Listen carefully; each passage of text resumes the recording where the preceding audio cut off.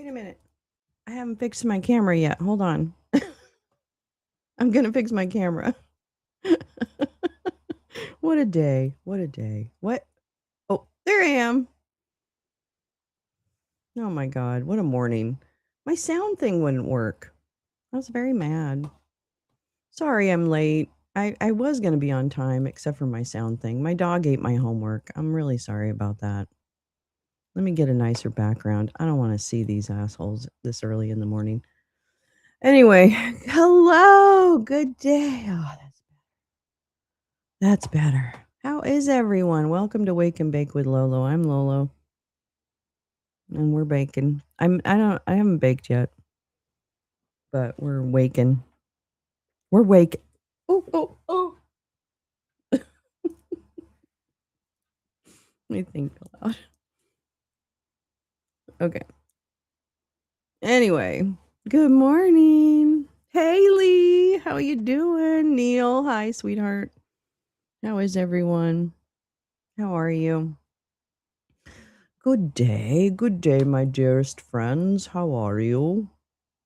Welcome to my show.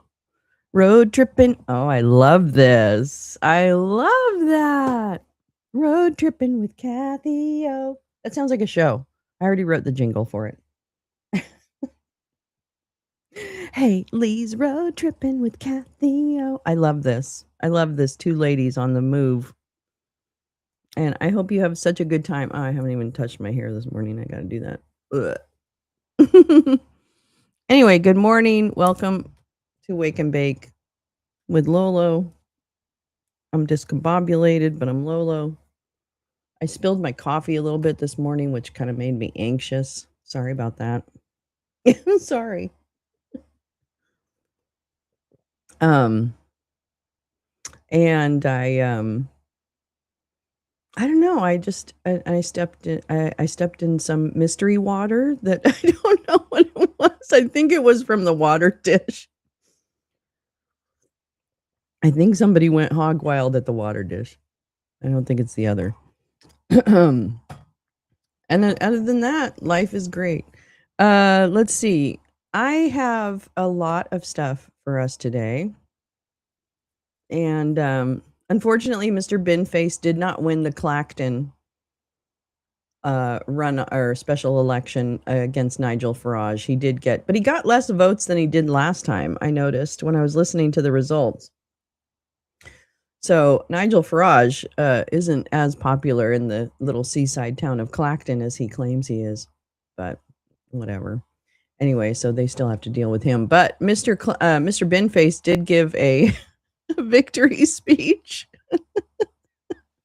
So I thought it's only a couple minutes. I thought I'd play it for us. I haven't heard it yet, but I'm imagining it's pretty good. All right, let me get him up on the screen. Hold on. He's in like a green room. I love this guy. I think he's hilarious. Okay, there we go. I want to share that. All right. Okay, this is Mr. Binface's victory speech after the Clacton results announced early this morning. Okay. Fellow humans, well, a new dawn has broken, has it not?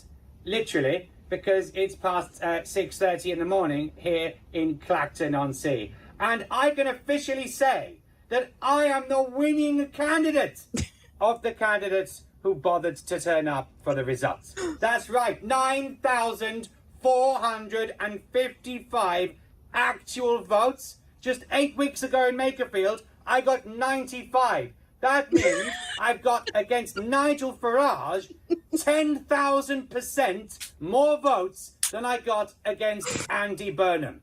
What does that tell you? Well, it tells you that Nigel, who said that he didn't want to be humiliated, maybe has been.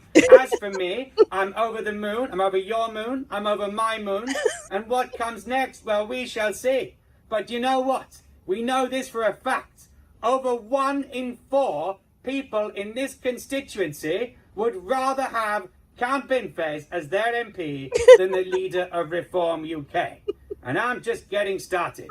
So where do we go now? Well, the first thing you have to consider is I promised to be a local champion for Clacton people, and I thought the best thing I could do was to turn up and get my verdict from Clacton's people and to stand with the other candidates who all behaved themselves impeccably until after the results. But yes, that was my view. And of course, the next question is what happens after this? Well, we will find out. Stay tuned for part 2 of the Clacton by-election, coming soon to a leisure centre near you as soon as that parliamentary inquiry reports. Bring it on. Oh, I love it. That's great. I love that. Count Binface for the win. Actually, yeah, he got 9,000 votes. And oops, sorry. He was the top winner of the candidates who showed up to the results, because Nigel Farage was one of the only candidates to not show up to the results of the vote, which are read publicly. And so because he claimed he had there was a security issue and he couldn't be there, right? Because he wasn't going to be secure there. Well, the Clacton police said there's no reason any candidate can't be at the vote count. There's no threat. No threat has been made. No threats whatsoever. And so Nigel Farage not only didn't show up to hear that he won, there were 34 candidates total for that seat. 22 of those candidates, including Count Binface, showed up to the count. And and then they announced the vote and all that kind of stuff. And it's really cute, actually. It's very precious. I loved watching it. Because, it'd be like the Looney Monster Party got 28 and they'd be like, yay, yay. It was just adorable. Anyway, so I highly recommend, if you haven't seen the count, it's pretty funny. But sorry this time, Count Binface, you didn't win, but the lounge definitely supports your candidacy. So, crack on, keep going. Good morning, Peace Love. How are you? And Teresa came in and Lee is there and Neil. It's nice to have friends. It's nice to have friends. I love you so, always will. That's another song. That's not even the Friends song. Anyway, okay. Let's see what we've got today. Oh, I do have a lot. Yes. Let's see what I've got. Let me make sure nothing really. I know they're waiting for Mangione to walk into the courtroom. I don't really need to see him walk into the courtroom. That's that doesn't get me going. La la la, just making sure there isn't anything breaking news happening. Yeah. Seems kind of like a sleepy day. I don't know. Maybe it's just because I just woke up. All right. Well, guess what? We have a lot of articles to read this morning. I hope you stay with me. Thank you so much for coming. Let me think about what happened. Let me just sip my coffee. Let's just take a minute. Let's slow down. Slow it down. Wind it back. Slow it down. It's early here. I don't know about where you are, but it's very early here. I'm not awake yet. So I'm going to just sip some coffee for a minute. Maybe we'll put on a song. Let's put on some music. Seriously. Let me see. What's a good one? Oh God, I got a lot of stupid stuff. Hold on. Oh wait, what's this? Hold on. I know that's oh, I know what that's for, something else. Okay. Oh, here we go. This is the canned stuff. Okay.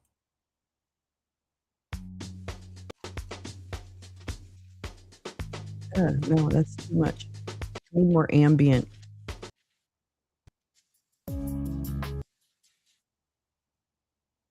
Oh, classical.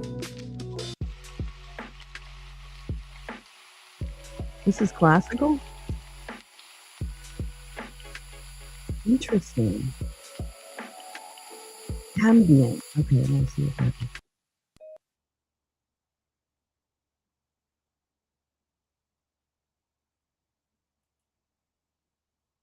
Let's see what it is.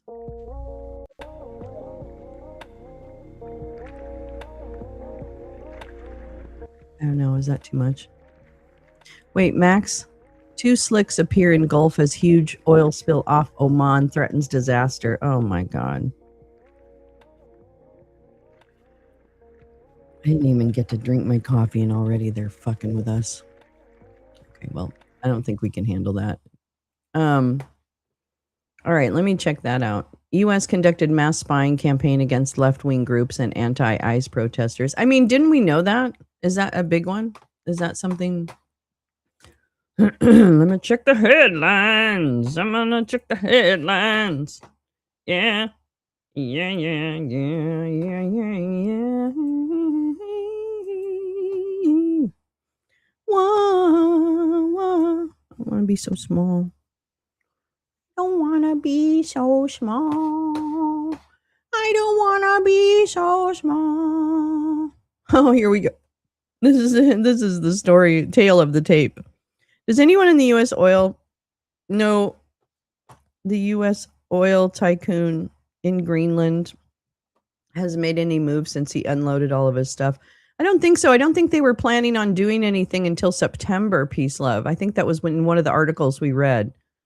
But we'll definitely be following that fucking rape of the natural world. Yeah, here we go. Little thefts, big charges. Trump's Justice Department targets lesser fraud. So, are we? Do we know yet what we're dealing with? Are we aware, or are we still have our heads up our asses? So, do we not know that what he's doing is putting a veneer of justice, or supposed justice? I think what they're doing is going after people that I'm not sure would be my first choice to go after. And what they're doing too, in some case, it is not sending the reimbursements to the states until they do something, so there's a lot of extortion, if you will, between the states and the feds on this. But yeah, this is bullshit. This is absolute bullshit. This is the veneer that the authoritarians use to make you think, oh my gosh, this is law and order, right? Like, this is real law and order. When in fact, what it is just a ruse to make you look over here while they do shit over here. And furthermore, and it's what I've said all along, is the goal is that they restructure the laws and the codes and the regulations and the other things to allow for them to act with impunity. That's literally the end game. The end game is changing the system to suit the criminal. I don't know when we're going to wake up to this, but okay. Let me see. What is this? I'm just going to have to aim cyber attacks at criminal hackers. What? Oh, man. Okay. All right. We're going to go over some of this stuff. I've got some stuff already lined up that I want to make sure we read, but we'll definitely come back to this.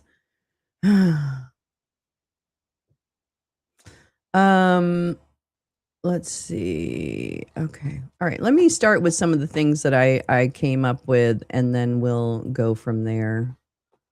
Because I wanted to read this piece from ProPublica. This is from August. Oh no, sorry. This is from April, and it's the reminder that the Dump administration is working on penalizing disabled adults and changing their support mechanism. And if RFK gets his way, they want to put them in institutions. Yeah. When did that happen? Didn't we put people in institutions in the 20s and the 30s and the end of time immemorial, I guess? Trump administration aims to penalize disabled adults who live with their families. A rule change pushed by White House officials would slash benefits or end support for as many as 400,000 supplemental security income recipients with Down syndrome, dementia, and other disabilities whose parents or relatives receive SNAP benefits. Here's his fraud, right? He's going after these people. Even a glance at Burton's life. I'm sorry, I can't read this morning. This is my problem. Sorry. Reveals her need for the sort of federal government assistance that helps disabled Americans stay in their homes. Born 2 months prematurely into a poor family in Philadelphia, unable to breathe or swallow without tubes, and largely confined to medical facilities until age 4, Burton was diagnosed with a litany of developmental and intellectual disabilities that left her with an IQ below 70. She persevered and graduated from a high school special education program, then attempted community college, but she struggled to grasp basic tasks and information. She couldn't get hired, including at McDonald's. After multiple medical and psychological evaluations and a hearing before a judge, the federal government approved her for the Supplemental Security Income Program, which provides a basic income to those with severe disabilities and to indigent older people. For Burton, now 22, the $994 monthly is life-saving, but not enough to completely support herself on her own. So like many SSI recipients, she has continued to live with her father, who makes around $2,000 a month as a Philadelphia sanitation worker. $2,000 a month? $2,000 a month? No one can live on that. Now, Dump's administration is poised to penalize people like Burton simply for living in the same house as their families, according to 4 federal officials' internal emails and a federal regulatory listing. The administration is working on a rule change that would deduct the value of a disabled adult's bedroom from their SSI allotment, even if the family members they live with are poor enough to qualify for food stamps. This would mean slashing the benefits of some of the most low-income SSI recipients by up to a third, about $330 a month in Burton's case, or ending their support altogether. The effort to cut SSI for families who also rely on food stamps, known as the Supplemental Nutrition Assistance Program, or SNAP, was initiated by the White House and the Department of Government Efficiency officials last year, multiple Social Security officials said.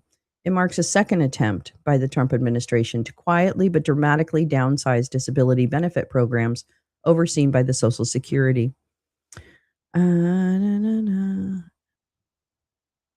Really? It took your picture? Oh, that's very weird. Unfortunately, I think the government has way too many pictures of me. Downside disability. Despite those programs' strict eligibility standards and minimal instances of fraud, White House Budget Director Russell Vought and Social Security Commissioner Frank Bisignano abandoned a different proposed regulation involving disability payments last year after ProPublica and other news outlets reported on the harm that the plan would cause to hundreds of thousands of largely blue-collar workers in red states. The disability programs are administered by Social Security admin, but separate from the retirement program for which the agency is named. The Trump administration has promised not to cut Social Security retirement payments.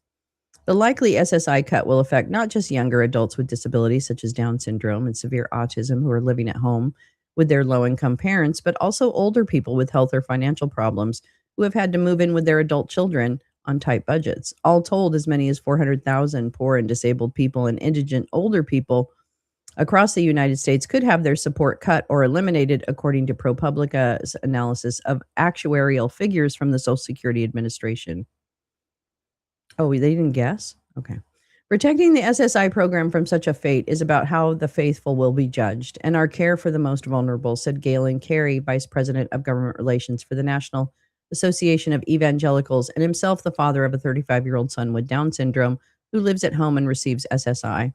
Gary said it's wrong to reduce a disabled person's SSI benefits for choosing or needing to live with loved ones. Knowing that they are contributing and not a burden to the family can be a source of great pride, he said. Some 40 Down syndrome organizations recently sent a letter to Bisignano expressing their opposition to the plan change. The reason, what? Okay, all right, cancel.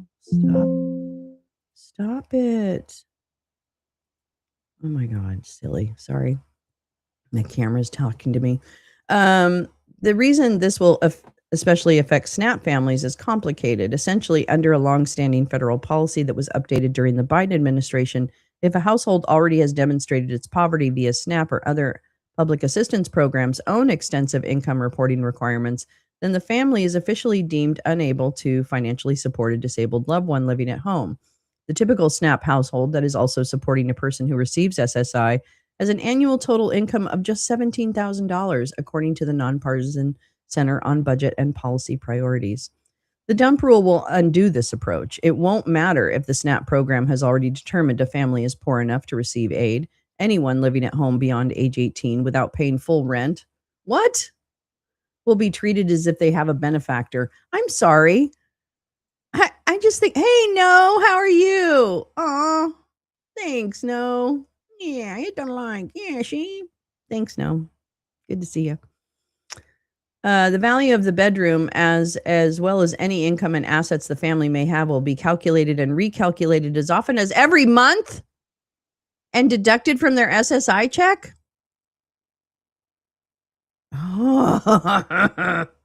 The rule change is being reviewed. At what price? So what's the price of their fucking what are they valuing the value of the bedroom at? Is that going to change depend on where you live? The SSI rule is being reviewed by good old Russ Vote, a process that involves editing the draft regulation and considering where it falls on the list of president's priorities. Once it's returned to the Social Security Administration for initial publication, there will be an opportunity for public comment. It could take until next year to be finalized, depending on the amount of opposition it faces. Well, I don't think it's getting enough opposition. Presented with a detailed list of this article's findings, Rachel Colley, the OMB's communications director, asserted that this story is false because it speculates about policies that have not yet been decided. I don't know what you're talking about. We're not doing anything yet. Hello? Yeah, what's false in your story? No, I'm just going to say your story's trash. Your story is trash, see? The Social Security spokesperson said, Commissioner Bisignano. Oh, here we go. Commissioner Bisignano remains committed to protecting and strengthening the Social Security. Yeah, the program, not the people. The program. Get it right. Don't fucking get it twisted. And serving America's most vulnerable populations. A big steaming hot pile of poo. That was the rest of the quote. They just didn't write it down. Oh, the baby. The mama. Opal Foster's son Jeremiah has Down syndrome and receives SSI. He turned 18 last year, but is still living at home as he tries to start a career as a chef. ProPublica interviewed families who rely on the SSI program in Philadelphia and across the country. We talked to a young couple struggling to support not just their kids, but also a parent with Alzheimer's. We heard from a mother, Opal Foster, whose 18-year-old son has Down syndrome, lives at home as he strives to become a chef. And we spoke with a middle-aged woman with schizophrenia and panic disorder who lives with her brother's family because she can't hold down a job and fears being left alone in a nursing home.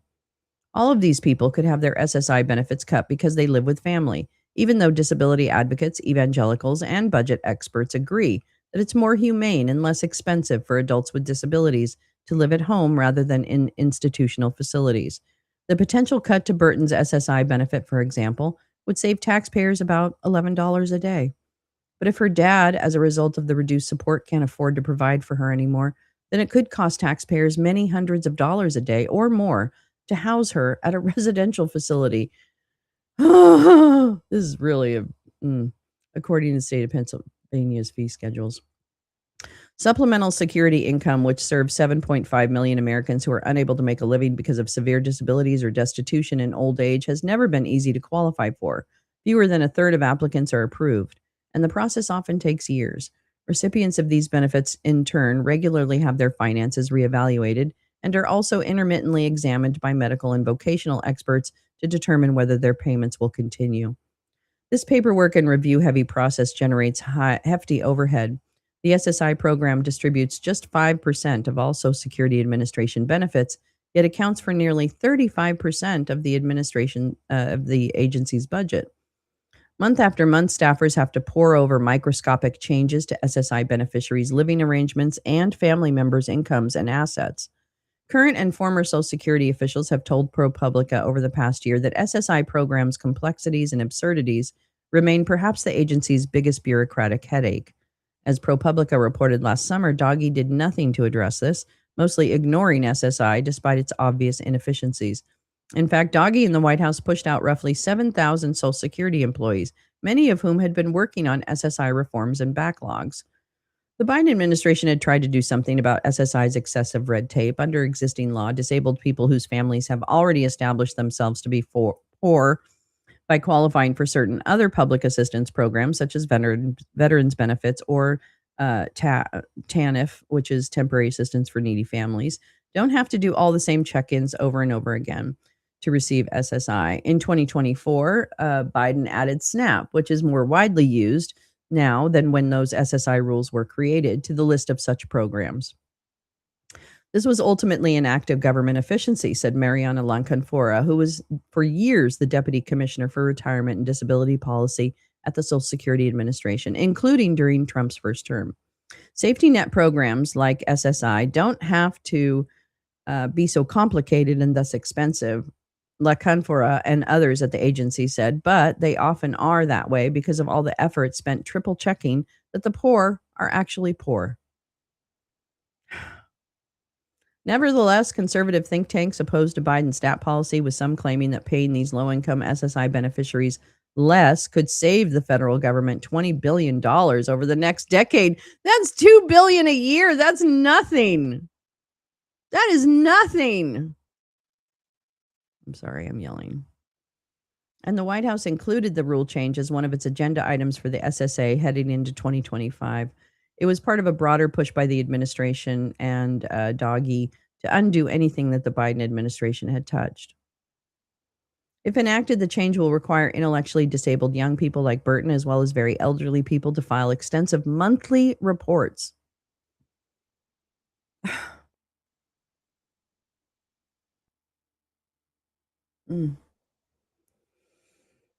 About the property where they live, whether it's leased or owned, as well as the names of anyone in the home and whether any of these people has any income or assets. They'll also have to include documentation of all household bills and expenses showing how much they do or don't contribute personally, as well as financial documents such as bank statements and any pay stubs. This has got to be pulled down.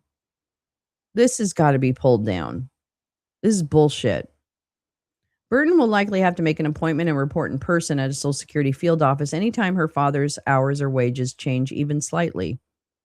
Anytime she and he switch up how they split utility bills. And anytime an adult sibling spends even a few nights at the house and helps her with living expenses. If she doesn't, she could later receive bills accusing her of having been overpaid by Social Security. For his part, Bisignano, the Social Security commissioner, I'd like to punch him in the face, wants to be seen as a leader who's making the agency more businesslike. Okay, I've run business. I mean, I've run businesses. I've run a P&L. There's nothing businesslike about this approach. There's nothing. That's such a stupid cost savings. It's ridiculous. Oh my God. But the SSI rule change, by all accounts, will increase. As a business-like and efficient, according to interviews with agency staff and recordings of him speaking in private executive meetings. But the SSI rule change, by all accounts, will increase the administrative burden, not just on families like Burton's, but also on the staff, who have to constantly assess the living arrangements and family incomes of her and millions of other people. Given the tension between what the rule will do and the sense of efficiency that Bisignano says he wants to instill at Social Security, some agency insiders told ProPublica that he could still push the White House to drop the plan. Shaitira Burton's monthly SSI support check is what allows her to contribute to her household by paying her own phone and internet bills and buying many of her own meals, according to her father, Rondell. I'm still barely managing, though, he said. He has largely been a single parent to Shaitira and her siblings, who need some support too, although they're more self-sufficient. Groceries and gas have only gotten more expensive.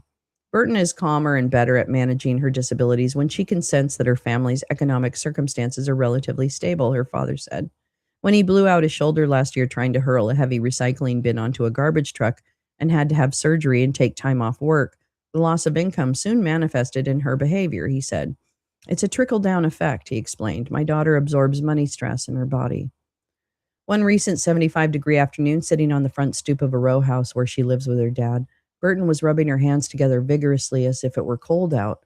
When asked why, she claimed it reminded her of being a baby in the neonatal intensive care unit and touching her parents' hands through the small opening in the incubator. Burton still has some childlike ways. She grips her stuffed animals when she's nervous. I do too, which is often. She talks to imaginary friends out loud. The same one she talked to when she was a girl. What she likes about living at home is in part that she can be herself and that her family will still be there to care for her. She doesn't like the lack of freedom and that she can't truly be out there like her adult siblings. Burton wanted to go into the child development field to help kids growing up with disabilities like hers, but some of the concepts were a bit too difficult. Now she's excited by cosmetology and intends to support herself one day as a hairstylist. She spends much of her time practicing on mannequin heads in her childhood room. Yeah, we're going to be watching that one. I hate this government. Conservatives would rather see someone starve. Yeah. Yeah. 100%. And you're going to tell me that it's going to be more efficient to go to monthly reviews of people's living expenses? Give me a break. Oh, I know. They're going to do it with AI. That'll work. Jesus Christ. What a bunch of idiots. I voted for the lady who laughed too much and wasn't going to cut my fucking Social Security. That's who I voted for. Fucking hell. Jesus Christ. Oh, yeah. And then this happened. Jesus, mother of God. I'm telling, can I just, I feel like there is just a lack of acknowledgement that this is the dismantling of our way of life. That's literally what this regime is attempting to do, is dismantling our ways of lives, like how we live.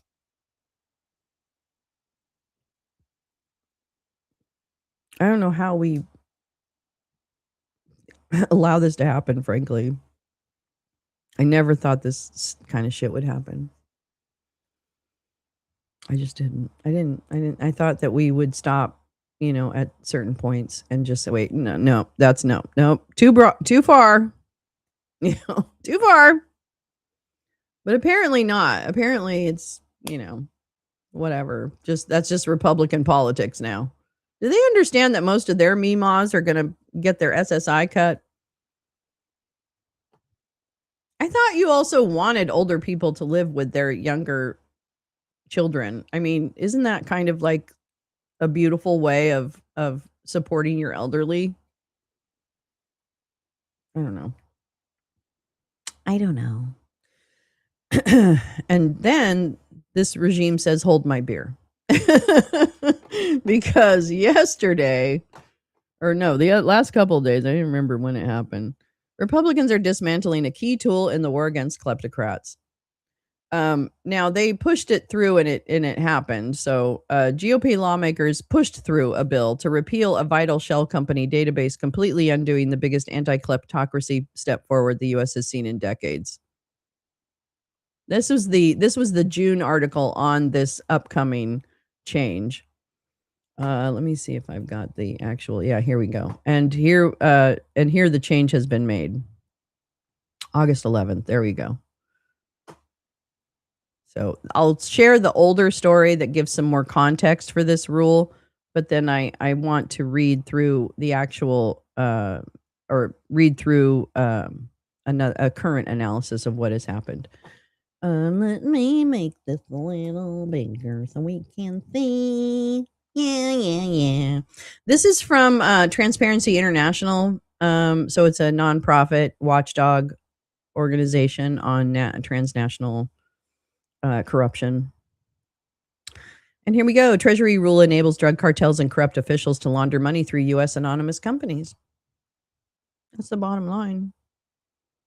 This is August 11th. Today, the U.S. Department of Treasury's Financial Crimes Enforcement Network, FinCEN, issued a final rule implementing the Corporate Transparency Act, replacing the interim final rule issued in March 2025. The CTA is an anti-money laundering law that was enacted with strong bipartisan support in Congress to end the ability of criminals, including drug cartels, human trafficking organizations, corrupt politicians, and terrorists, to use anonymous shell companies to commit and conceal their crimes by requiring certain high-risk corporate entities to disclose their true owners to a confidential federal database. Today's final rule makes permanent the core exemptions created by the IFR. All U.S. formed companies remain exempt from the CTA's reporting requirements, as do U.S. beneficial owners of foreign reporting companies and U.S. persons who control certain foreign investment funds. Who could that apply to? It's coming to me.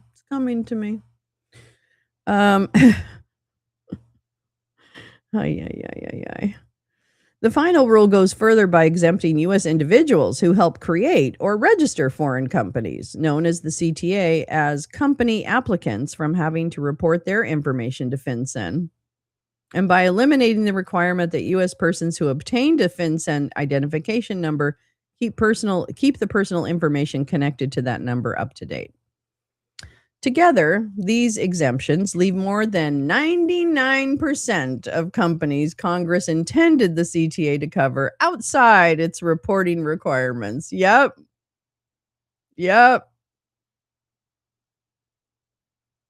And who just had a bunch of shell company accounts closed by Capital One over the last few years? Dump. Over 300 accounts closed for potential of money laundering, all the suspicious activity reports that the bank Capital One found in these Trump accounts. And so they shut them down. 300.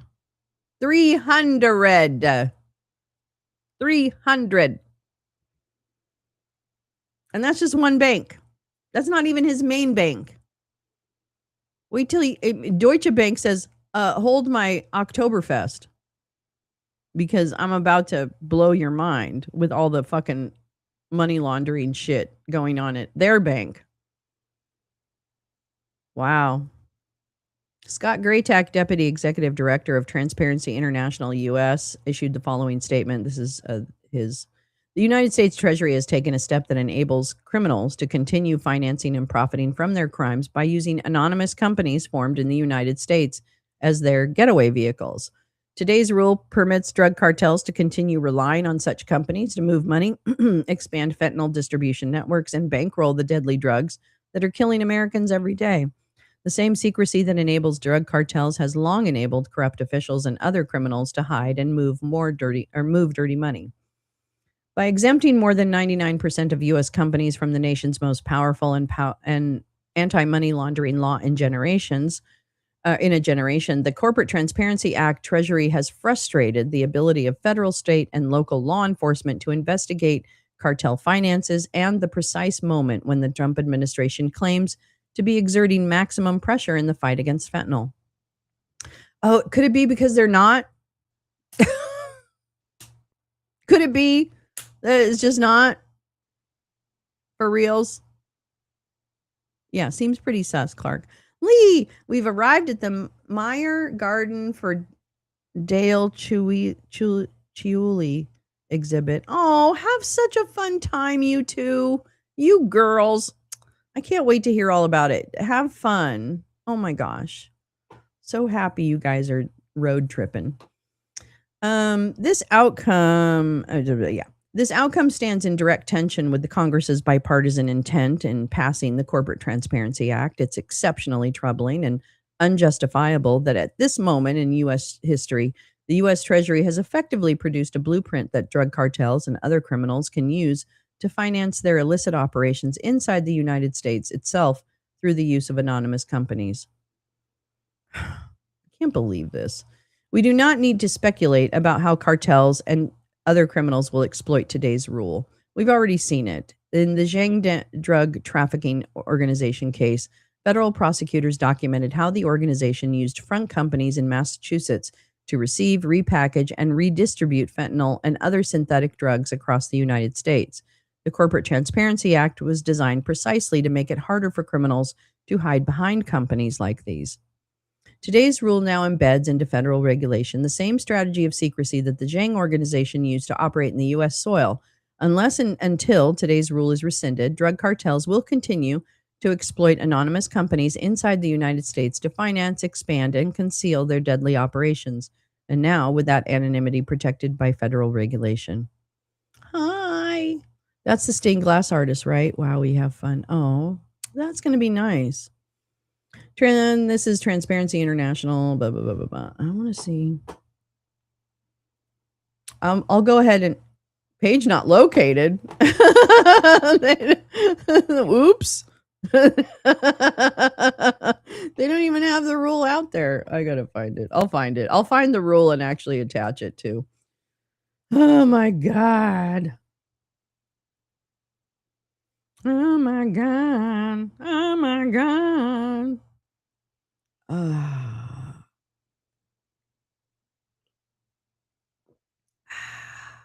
And then I saw this Mother Jones report come up on Doggy, and I thought, oh, let's look at that. I don't know if it has any new information for us, but we'll see. Yummy. Coffee is so good. Yummy, yummy. Coffee is so good. Yummy, yummy. All right. How is everyone today? Are you guys doing okay? Oh my God. Did you guys see in Discord the Paul's karaoke? If you're part of our Discord, go see Paul's karaoke. He's fucking nailed it. Can I just say, Paul J, you fucking nailed that song. You have great voice. You should be fronting a band if you're not. So Paul J, if you can hear me, you need to sing, brother, because that shit was good. Hi, Stephanie. How are you, darling? Good to see ya. Good to see ya. All right, this is a Mother Jones story about Doggy. How much is that doggy in the window? Boop, boop. The U.S. government doesn't have many watchdogs left. Do we have any? Donald Trump fired a whole bunch of them shortly after returning to power, and many others have been pushed out since. We do still have a government accountability office for what it's worth. And a week ago, that office published a report detailing the remarkable lack of transparency in how Elon Musk's Doggy conducted its affairs and how the savings Doggy reported fell far short of its claims. But here's the thing. We knew that from the start, and the GAO entirely misses the point, which is true. Doggy saved us nothing. In fact, Musk's little project has cost America dearly. In countless ways, we are much worse off than we were on the day Dump took back the Oval Office, and invited the richest man on earth to come in and break things. Here's just a partial accounting of what their nonsense has cost us. Before he was tapped to run the IRS under President Barack Obama, John Koskinen spent decades as a turnaround man, helping a large failing organizations get back on track. And, quote, the last thing I ever thought, he told me, reflecting on how Doggy was gutting the tax agency, was, well, let's starve the revenue arm. But starving the government's revenue arm is precisely what Doggy and Trump have done, with the gleeful complicity of Republican leaders long hostile to tax enforcement, yet who are always eager to enact obscene tax breaks for the wealthy at the expense of the poor. Singing triggers the brain to release feel-good chemicals and oh, well, maybe that's why I do it all the time then. I want that. I want that high. I want that dopamine hit. Give me that dopamine hit. Yeah. I sing all the time. It's almost annoying. Don't follow me in a grocery store. It will be embarrassing.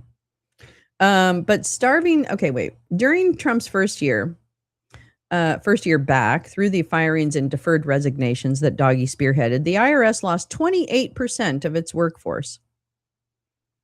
How many anxiety with medication? Nitrous oxide. Is that good? Is that the fun gas that you breathe?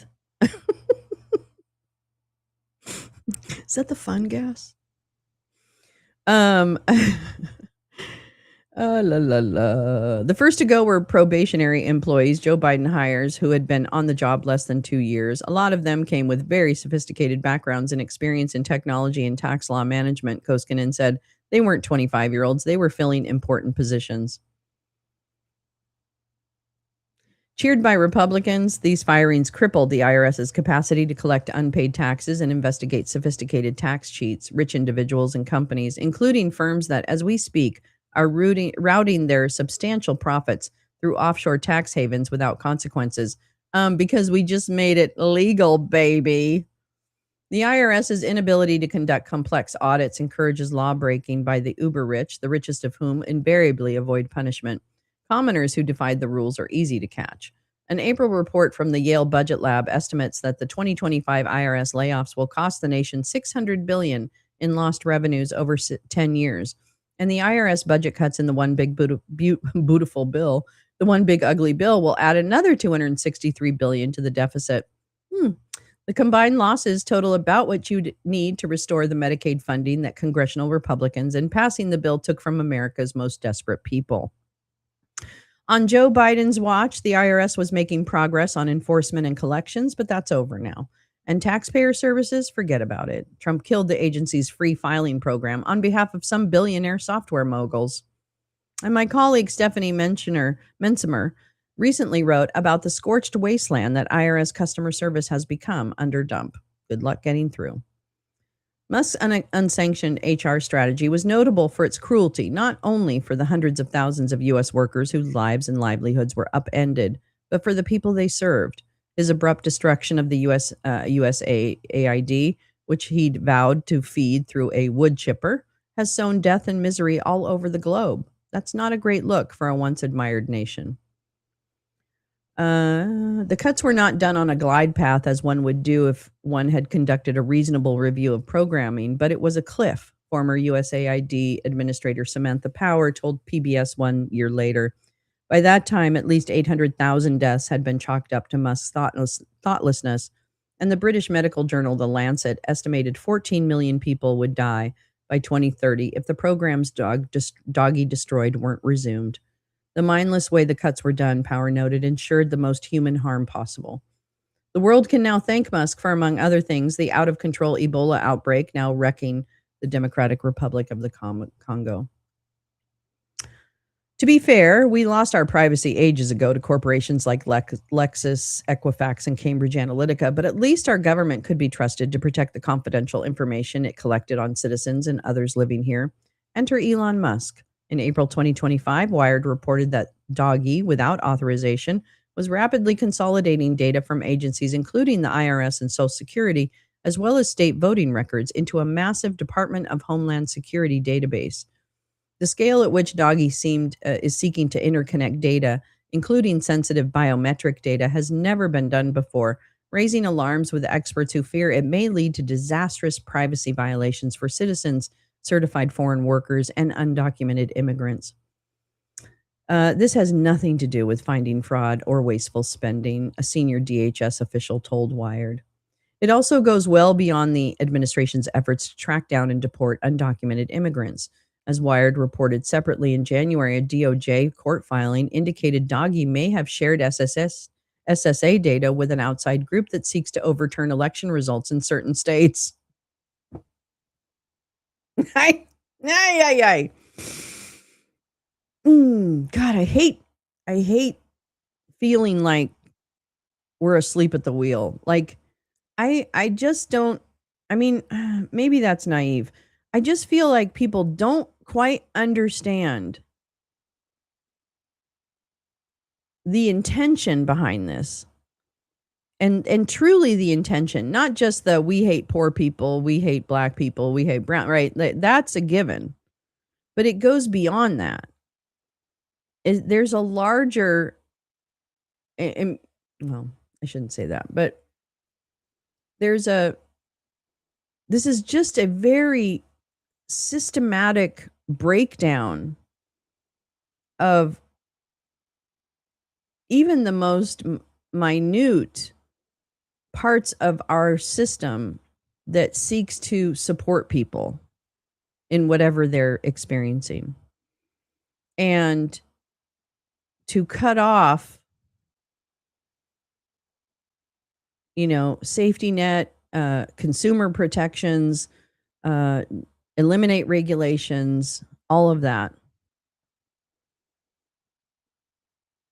And I don't know if anyone, journalists that I've really heard, have dug into the why, or if this is intentional, what would be the end game of this regime by taking certain actions? And I don't think that the journalism has really touched on that in a very significant way yet. They kind of, it's almost like they react to what this administration does, right? The fourth estate, if you will, the journalists. It's a lot of reacting to what happens.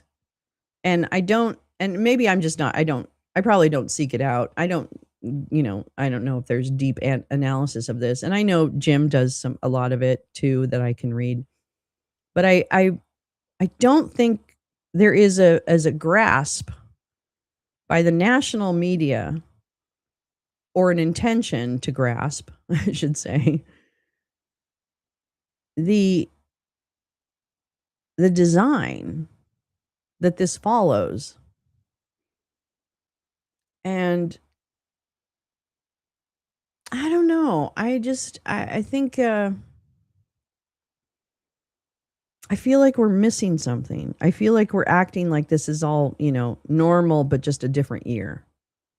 I don't know. I'm not saying it very well.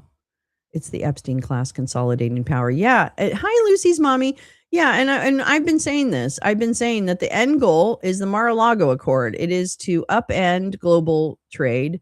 It's the national security policy put out last, which is to control Latin America, and Greenland and the Northern Circle or whatever, Arctic, whatever. I think that it's a way to bend society to your will. That's really what it feels like, is bending society to your will, to say you won't hold us accountable. So we're going to dismantle everything that would allow you to hold us accountable. Done. We're going to take away benefits from people that don't have an ROI for us. If you don't have an ROI, then you don't get any money. We're self-dealing. That should have been called out a lot more. We're self-dealing in so many contracts. Every day we hear about a new no-bid contract. So I don't know. This is not normal. This isn't even normal republicanism. This is beyond. What I want people to be scared of, Jonathan Kamens, a former government cybersecurity expert, told NPR, is that the data that the government has on them, which in some cases can be used to damage them, will be used to damage them. A friend who runs a life science lab at UC Berkeley told me that he'd recently lost a third of his grant money and now would have to lay someone off. He studies RNA protein complexes, which have nothing to do with DEI. No matter.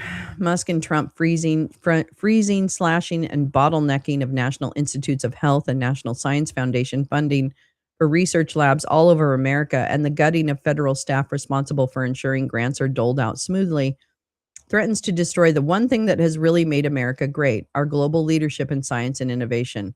This is really it. This is really it. This is the key.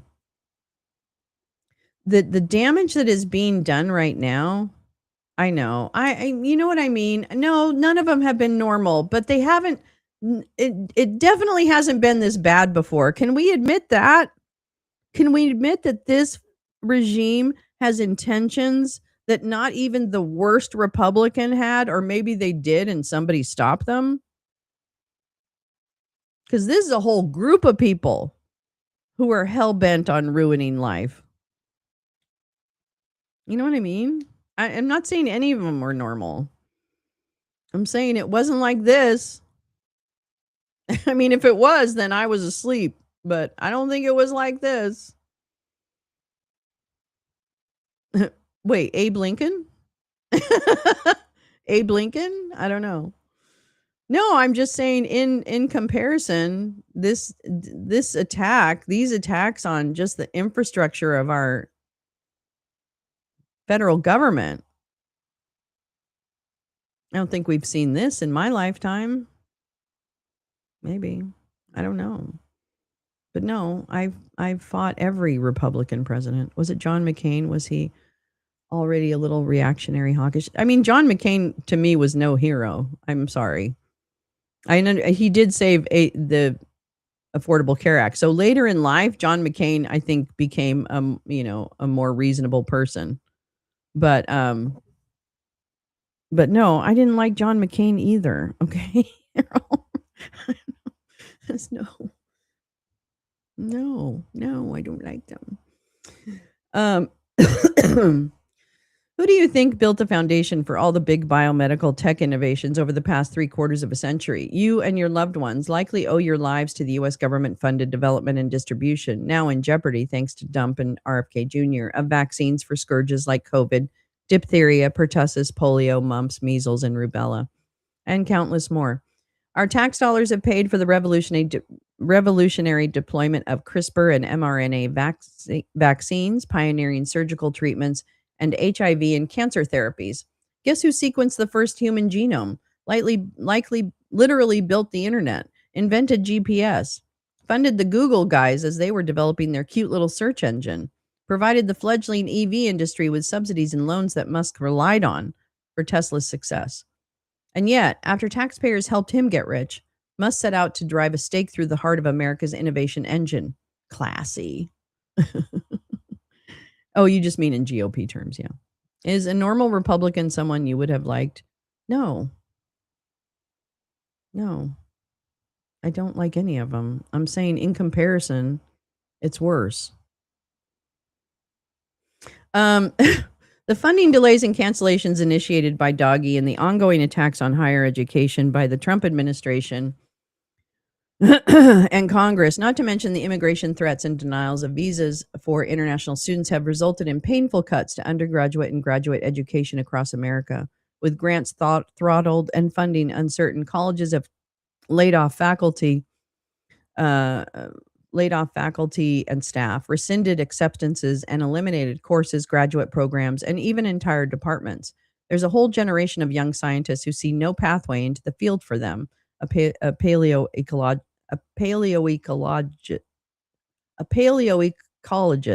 who'd stopped taking on new graduate students told The Guardian. Now Dump wants to hand off oversight. Wait, where am I? Now Dump wants to hand off oversight of federal grants to his political appointees at the OMB, the same office whose chief, Russell Vought, vowed to put federal workers in trauma and succeeded. The new plan faces fierce public opposition, and rightly so. Not that Trump gives a damn. Got cyclospora? I'm sorry. The FDA's food inspection regimen was never 100% reliable. Produce coming across the border is spot checked for disease-causing organisms, but that's not foolproof. So occasional outbreaks of foodborne illness are inevitable. It's what happens next that matters. The public health response to cyclospora outbreaks have been confusing. Michael Osterholm, director of the Center for Infectious Disease Research and Policy at the University of Minnesota, told Minnesota Public Radio. Cyclospora is a tough parasite to track, Osterholm conceded, but the cuts that have occurred in this administration, and some of it with DOG itself, have really crippled us in terms of our ability to respond. I mean, the senior leadership in the laboratory science area at CDC and parasites were all let go, basically. We just had a number of issues where there's a shortage of public health workers, and so it has hindered this investigation. There's absolutely no question about it. Another thing to pin on Musk, explosive diarrhea. The Consumer Financial Protection Bureau was a staunchly independent agency created by Congress and funded by the Federal Reserve to protect people against the kinds of deceptive corporate practices we saw from Wall Street in the lead up to the Great Recession. The CFPB launched in 2011 and in its first 10 years secured about 14.4 billion.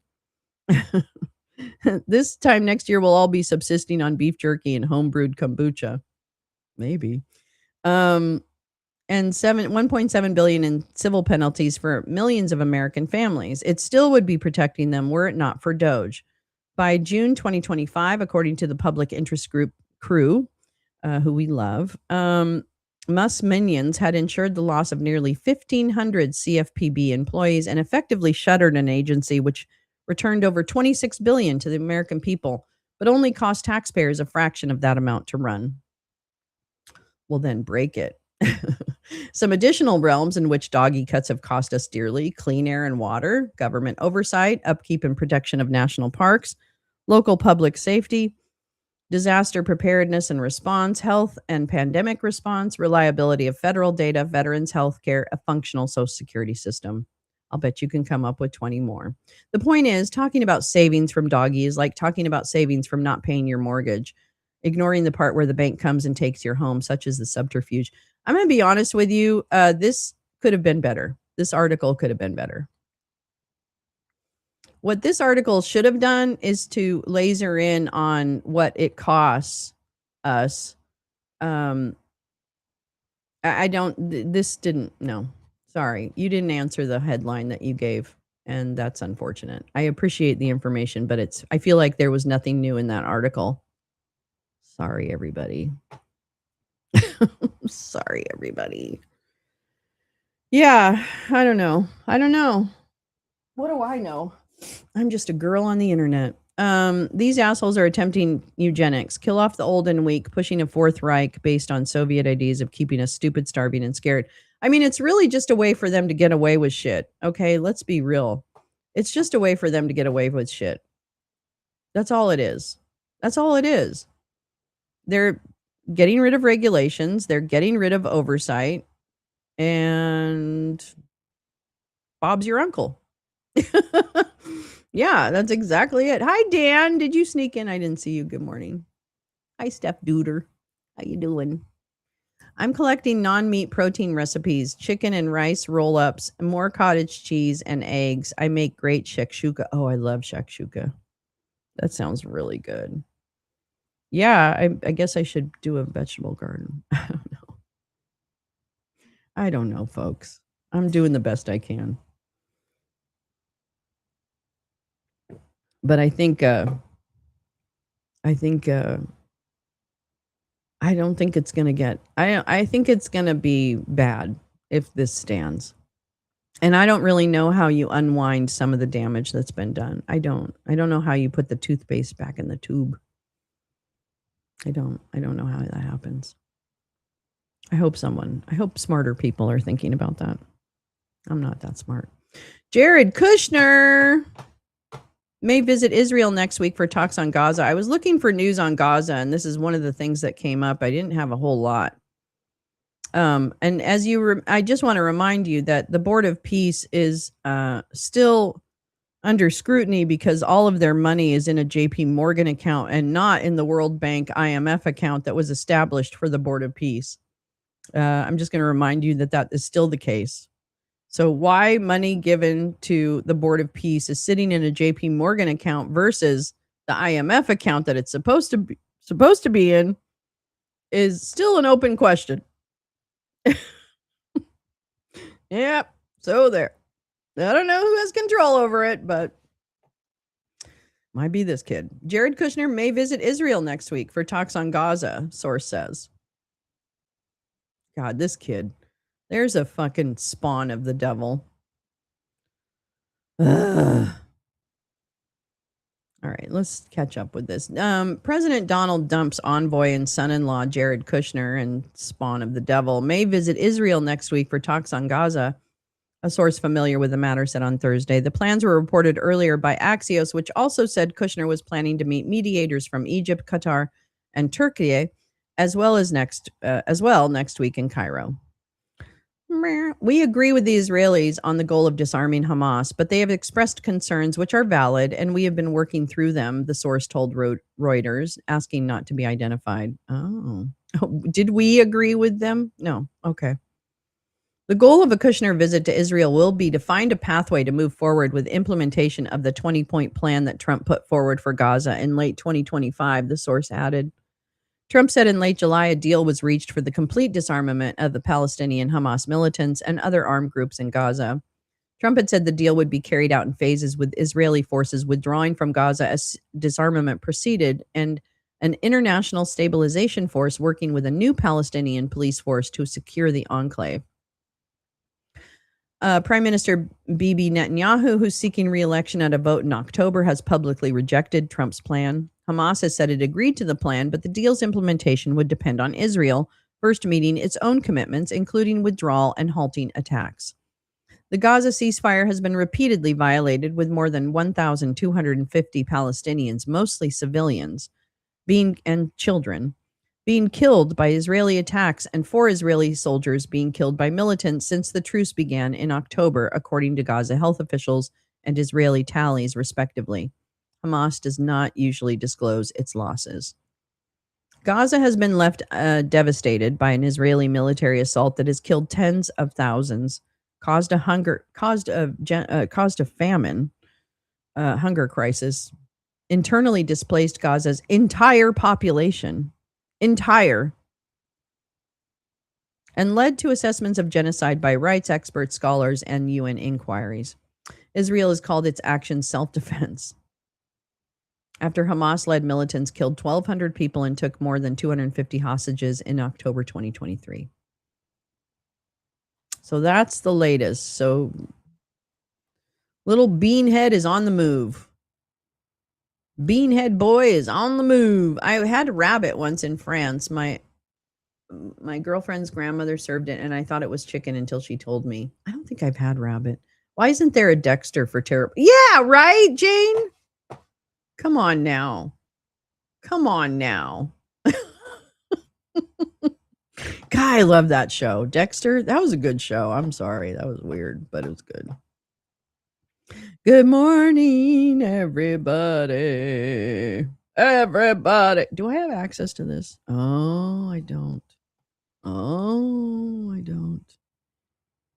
Wait, do I have it somewhere else? WSJ. I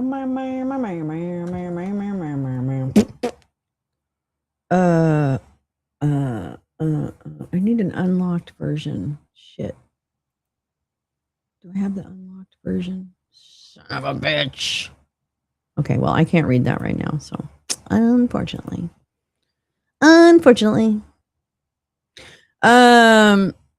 I had rabbit in France. There were a lot of bones.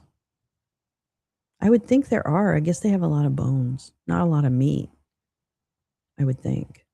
Why don't we eat rabbit? Because it's low in nutrition. I don't think I would. I just don't want to eat rabbit.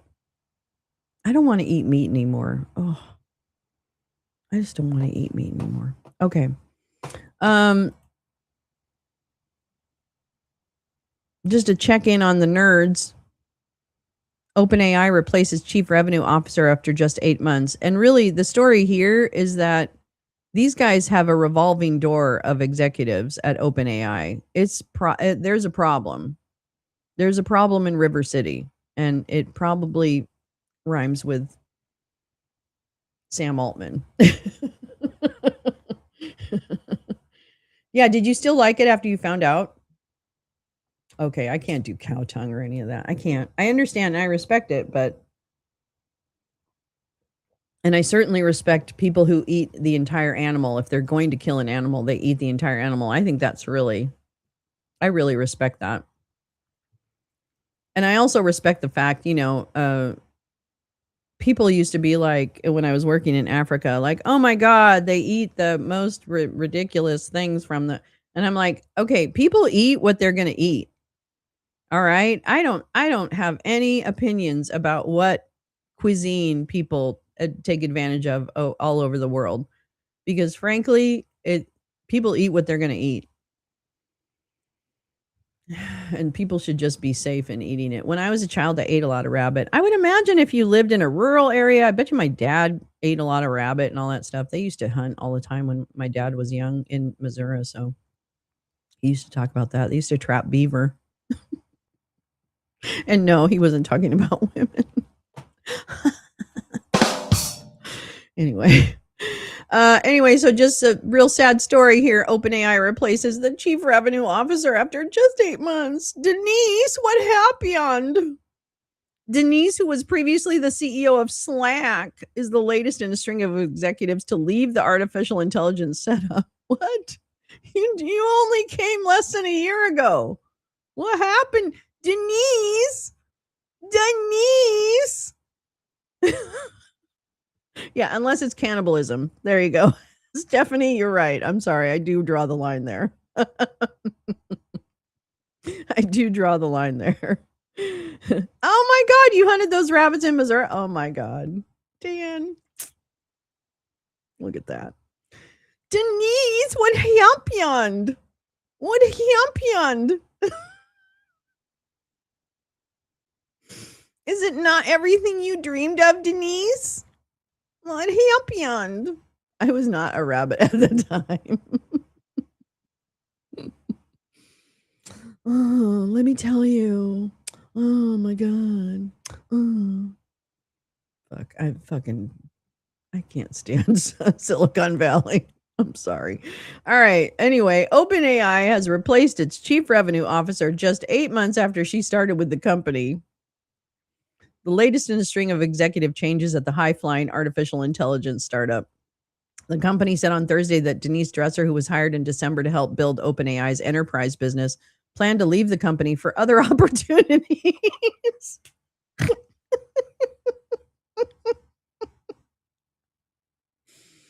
Oh my God. Oh, what'd you get? Diane, what'd they give you? Okay. Make sure you got good money, girl. Ms. Dresser is being replaced by Dali Rajic, the former president and chief operating officer of Wiz, a cybersecurity firm acquired by Google last year. Denise has led our revenue organization through a formative period for the business and has worked tirelessly to get the team to where it is today. I just love these things. Craig Brockman, OpenAI's founder and president, said in a statement, Dolly will turn what we've learned into repeatable execution as we build out the full system to make IA broadly useful for people and animals. No, and businesses. Ms. Dresser confirmed that she planned to depart in the coming weeks and an internal note to OpenAI staff on Thursday morning, which she later shared publicly on LinkedIn, saying, bye, bitches.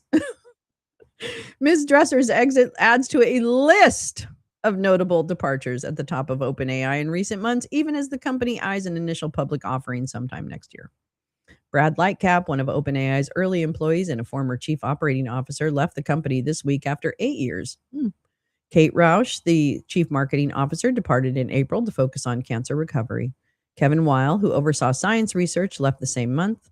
And Fidee Simo, a top executive who worked to transform the company's business, left her full-time role for health reasons in July.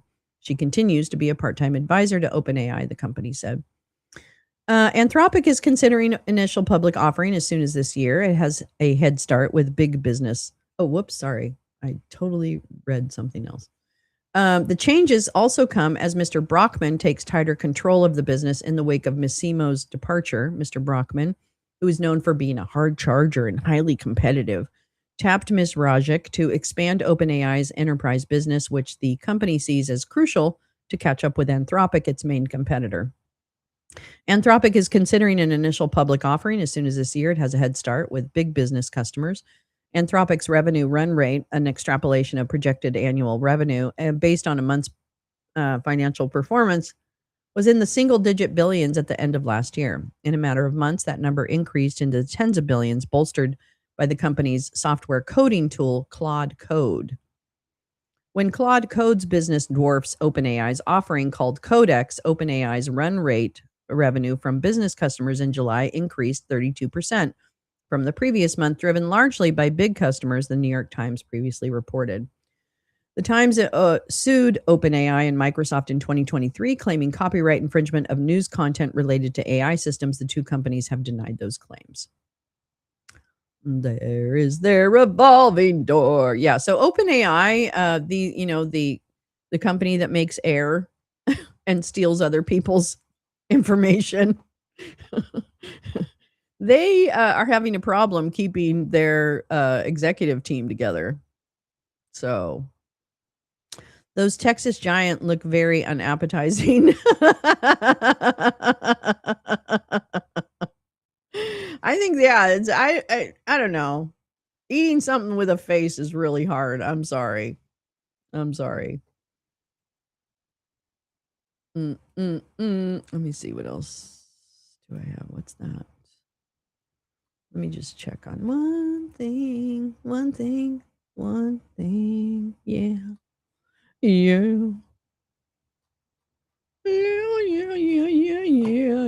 Yeah. Ooh. Let me just check and see. They were supposed to be miniature, but they were huge. Oh, really? They look muscular and gristly. Ew. Ew. Ew. Oh my god, my nose itches. Oh, I'm gonna have a fight or kiss a fool. Oh. Down. Hold on, I just want to check and see if there's anything really happening.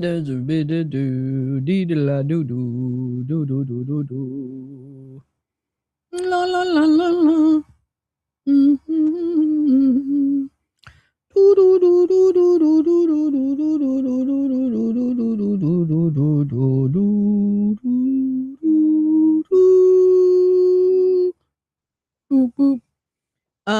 Oh yeah, let me find the story about ICE surveilling. I mean, I kind of assumed they were surveilling protesters. Surveilling. What's happening with the people down in Texas that got convicted? What happened with them? I need to find out what's going on with that. Have they? I mean, I imagine they're under appeal right now. I know I am an omnivore right now, but I don't know. I'm getting to the point where I don't want to eat. Oh, that would make sense, Neil. That would make sense. Here we go.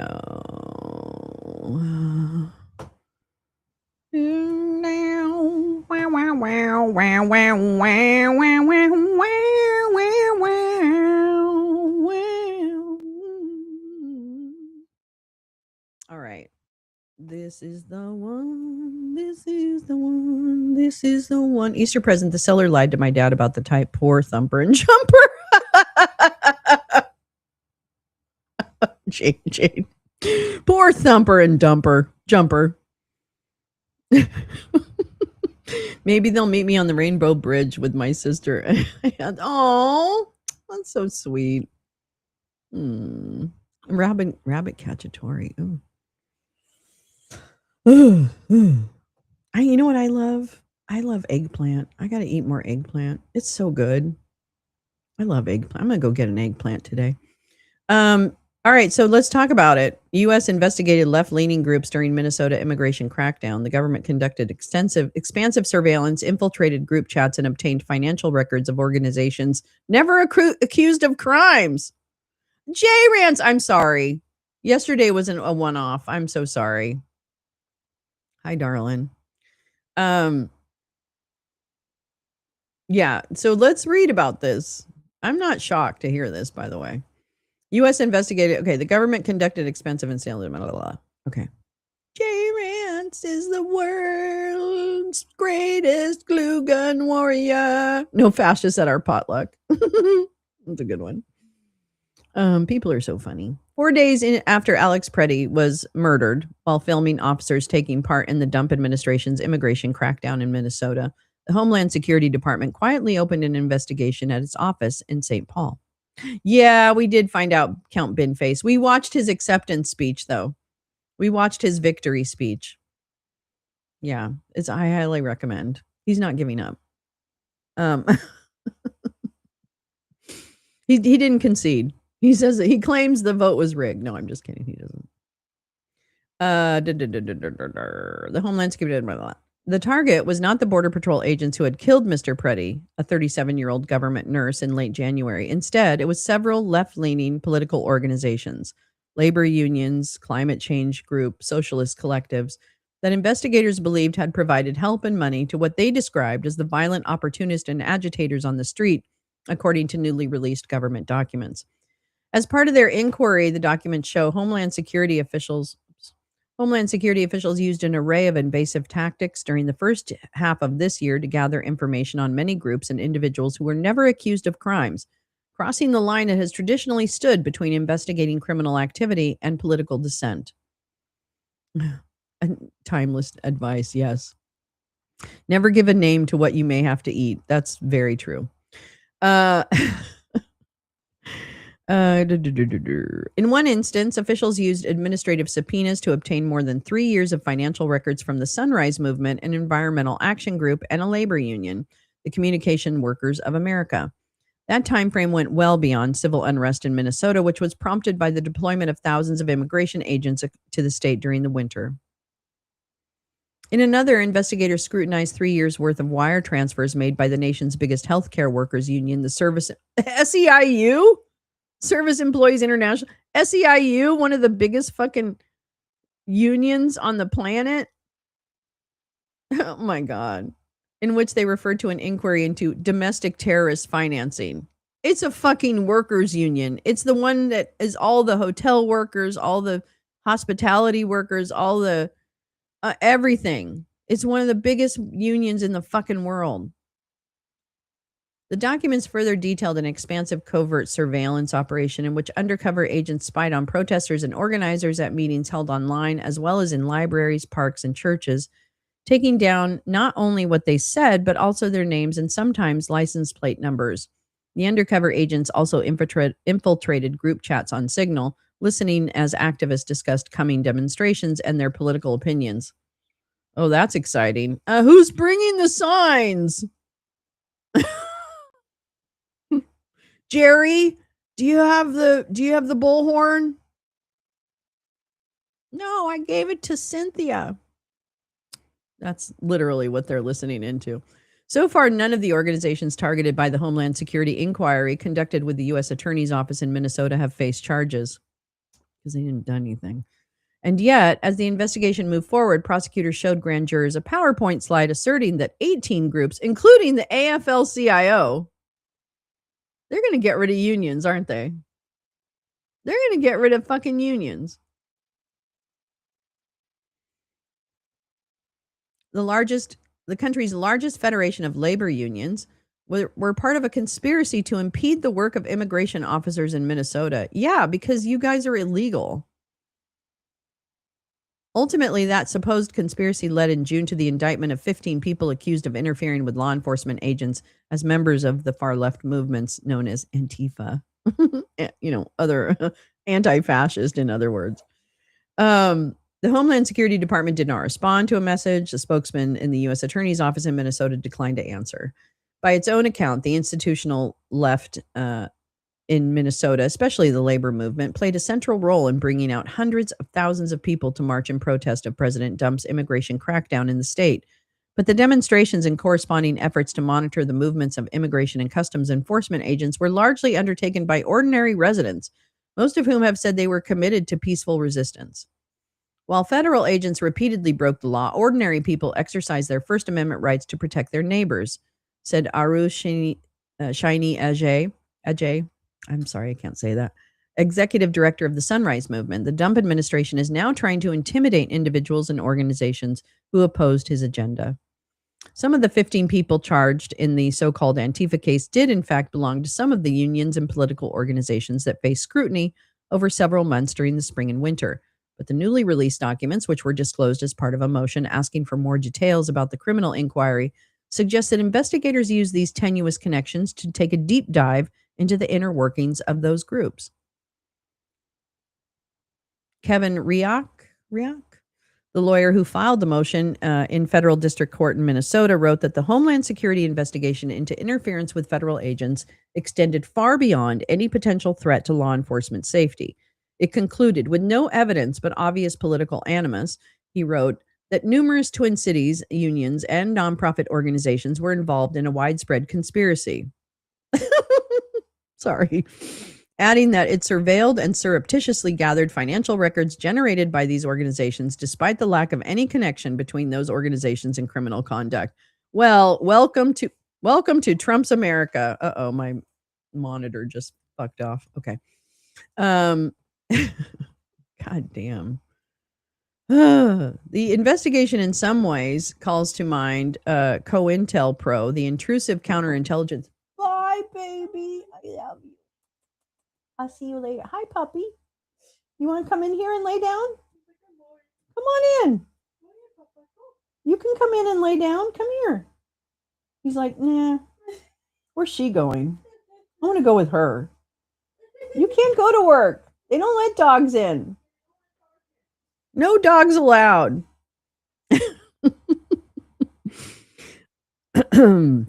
Be safe, my love.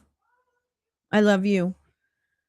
The Minnesota surveillance reports, in particular, documented what largely appeared to be political activity protected by First Amendment. They showed how undercover agents embedded themselves in a noise protest outside a hotel where immigration agents were staying and took down notes at other gatherings as demonstrators brainstormed ideas on how to protest the surge of officers who descended on Minnesota late last year. So weird. My brother got me off peanut butter for a year. Wow. My sisters cried for days when their pet steer disappeared. We didn't tell them. Oh no, Dan. You ate Fluffy? Oh yeah. Former federal prosecutors questioned why Homeland Security officials took the lead in a case that would typically be overseen by the FBI. Others said that the broad use of subpoenas targeting labor unions and other groups was unusual and concerning, especially if it turns out there was no evidence that the organizations were breaking the law. The government's power to investigate is extraordinary, and with that power comes a responsibility to exercise care and restraint, said Harry Jacobs, who resigned as the chief of the criminal division at the U.S. Attorney's Office in Minnesota in January in protest over the Dump administration's handling of the killing of Renee Good. An investigation should begin with a legitimate basis to suspect criminal conduct, not with a chosen institution or group, Mr. Jacobs added. Prosecutors must follow the facts and the law wherever they lead, rather than select a target and work backwards to build a case. Several of the groups that were targeted in the inquiry, known as Operation Puppet Master, and in a follow-up investigation called Project Whipple Shield, declined to comment. Whipple Shield is a reference to the Whipple building, which served as a hub of immigration operation.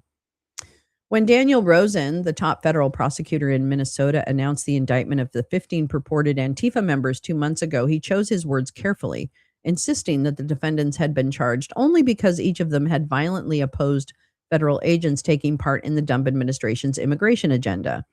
Be assured, he told reporters, the Department of Justice and the U.S. Attorney's Office has and will distinguish between lawful protest and criminal conduct. Kidding. We won't. Shut up, Dan. But what Mr. Rosen did not disclose that day was that the charges filed against the 15 defendants stemmed from a sprawling investigation. Its tentacles had touched the lives of scores of ordinary people, teachers, veterans, union members, who in many instances had gotten together to do little more than discuss monitoring ICE agents or abolishing ICE altogether. Yikes. The case in St. Paul, like others against ICE protesters, arose from a sweeping directive issued last year by Dump, known as National Security Presidential Memo 7.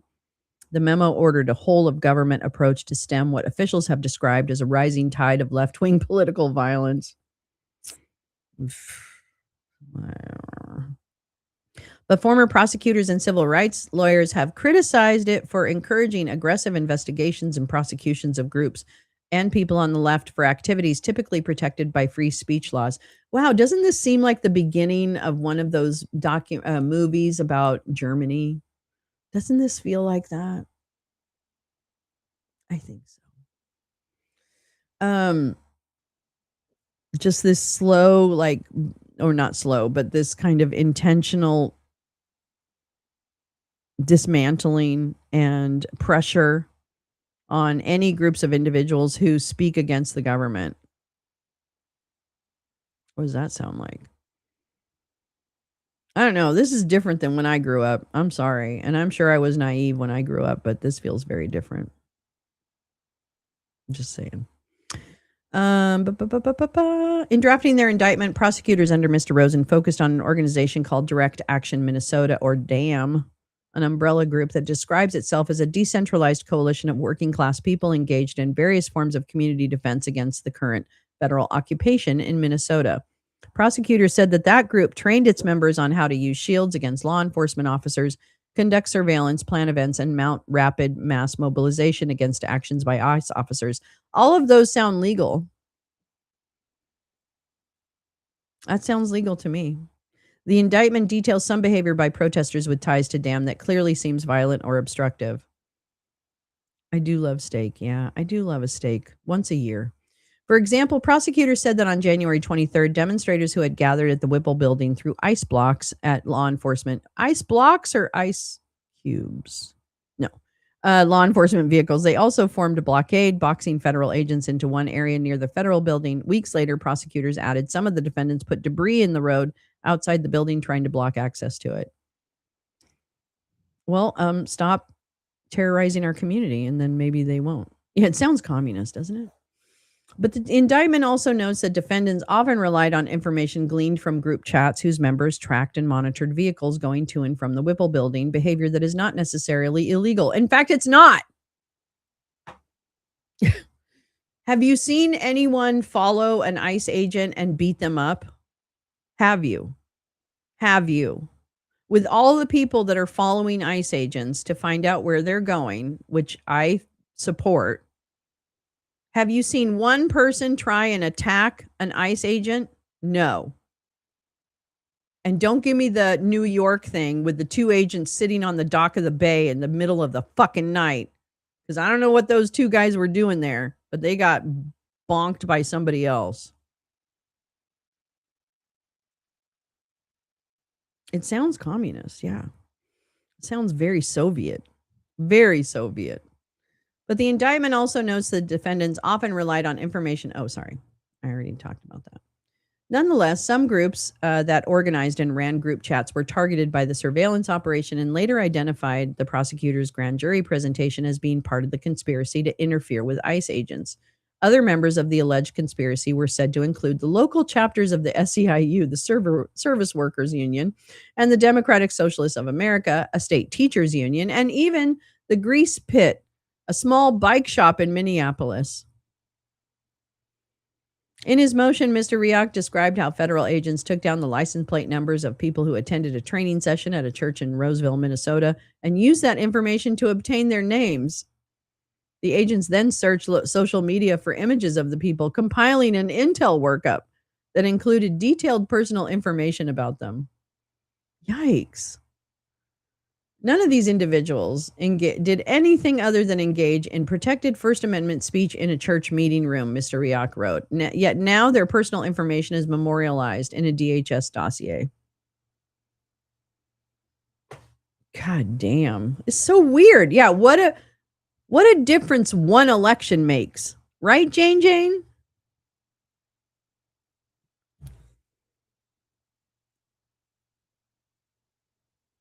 Criminy.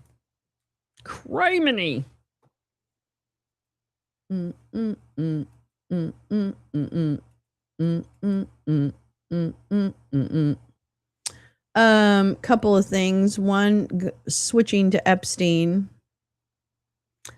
God bless Katie Fang. God bless Katie Fang and her work to go after the criminality of this regime and hold it to account. She was in court yesterday. I'm sure everyone knows with her case that she brought, saying that Todd Blanche has not done his job and adhered to the Epstein Files Transparency Act. And so we did kind of read through some of Mueller, she wrote, was encapsulating what was happening in the courtroom. So we got a little bit of that. And I wanted to just tie that up with this story from Courthouse News Service. And it just kind of wraps up what happened yesterday. So I thought I would read that to us, get caught up in case we didn't have all the stuff. I used to prefer my own cooking. I can make stuff the way I like it better than it. But the older I get, someone else doing the work becomes. Oh yeah, yeah. I like easy. That's why I'm sad about salads being like, dangerous. A federal judge on Thursday grilled the Justice Department for dragging its feet. Hold on, let me make this a little bigger. Dragging its feet in turning over further documents mandated by Congress under the bipartisan Epstein Files Transparency Act, warning the government against forcing his hand to start contempt proceedings. Senior U.S. District Judge Emmett Sullivan. Can I also say one thing? Emmett Sullivan is the judge that Mike Flynn has squarely in his targets. So Judge Sullivan was the one who I'm trying to think of which case it was. I don't know if it was the Turkey guy or if it was the Russia thing or something, but I can't. It's just like I'm drawing a complete blank on the case. But Mike Flynn has a vendetta against Judge Sullivan. Emmett Sullivan is on his list of people who should be drawn and quartered. He talked about it at an event I went to. He writes about it all the time. Emmett Sullivan is Mike Flynn's greatest enemy, according to Mike Flynn. So that's some context for this judge. So Emmett Sullivan ordered the Justice Department into court to explain its apparent refusal to provide justifications for certain names being redacted in published documents. The lack of handwritten FBI interview notes and failure to meet a deadline to publish redactions and their justification is in the Federal Register. 2 times speed helps remind me I'm behind and should not comment. You can comment. Don't worry about it. Make your own butter and put herbs in it. Fastest way to make anything gourmet. Hell yeah. Nice. It was during the Mueller investigation, but it was also about Turkey. Okay. Thank you, Teresa.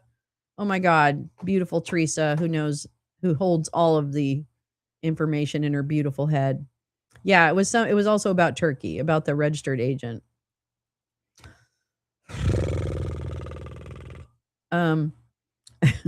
So Mike Flynn hates Emmett Sullivan. Let's just put it that way. And by name. He's big, he's high, he's right under Obama for Mike Flynn. Right under Obama.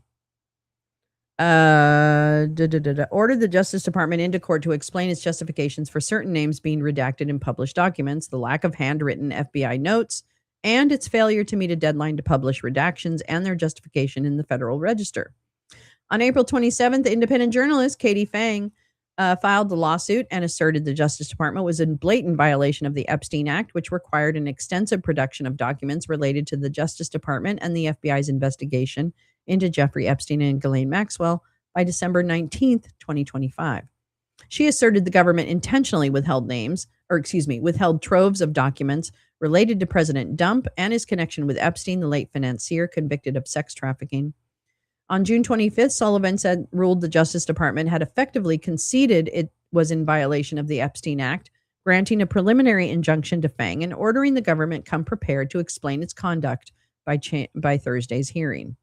The Bill Clinton appointee previously reviewed an initial production of documents by the government in a hearing closed to the public and to Fang, which he did not find adequate to show the government had complied with its statutory obligations.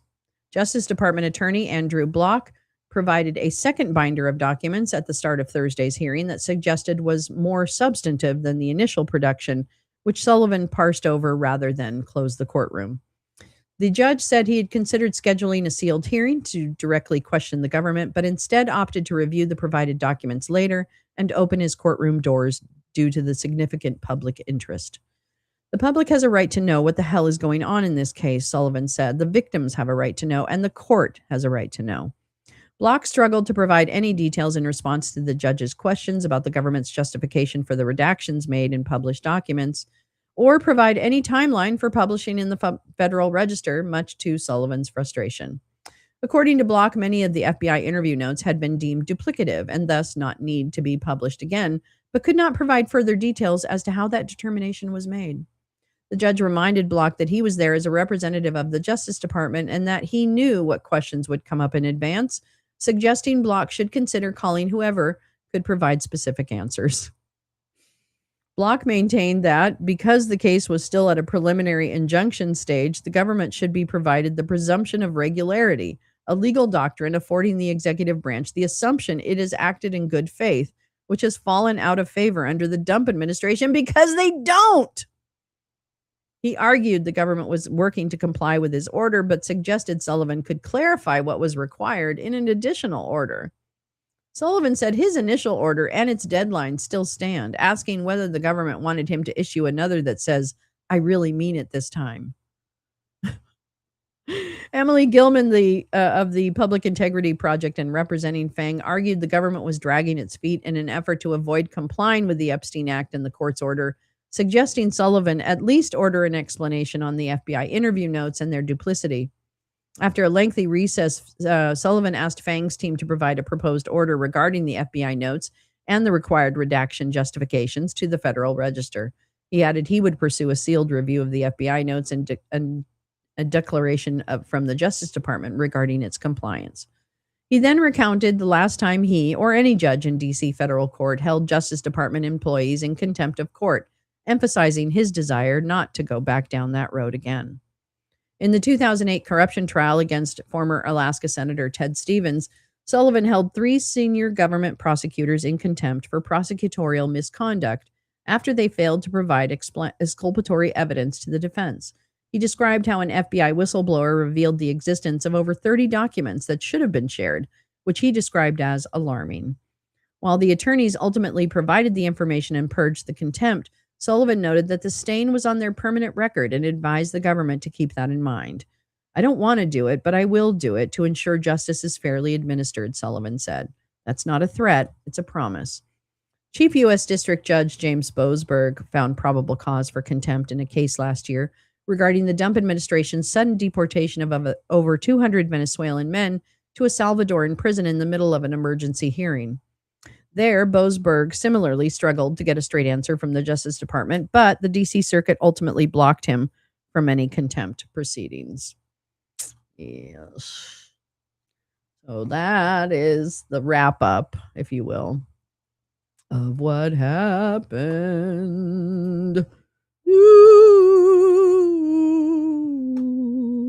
And I'm going to also share my friend Jim. Walleye was the first fish I ate. Oh, wow. Well, that would make sense. You live up in like the northern plains, right? You have a lot of fishing, I imagine, up there. I just never really got into fish, which kind of makes me sad, but it is what it is. My mom tried, but I just wasn't I wasn't into it. This is Jim's latest subby stack, which I wanted to read. People I know with deep fryer keep it in the garage. Oh, that makes sense. I love my air fryer. I don't deep fry a lot, but I love the air fryer. I do make taco shells. I like to do those in oil. I do those in oil. I should try the air fryer for those. I wonder if the air fryer would work on corn tortillas. I'm going to try that. I can make tostadas a lot easier, I think. I'm totally going to do that. Oh my God. All right. Let's go to good old Jim Stewartson and his sub snack. And what he's written about, her fucking emails, what Mueller missed. Let's see.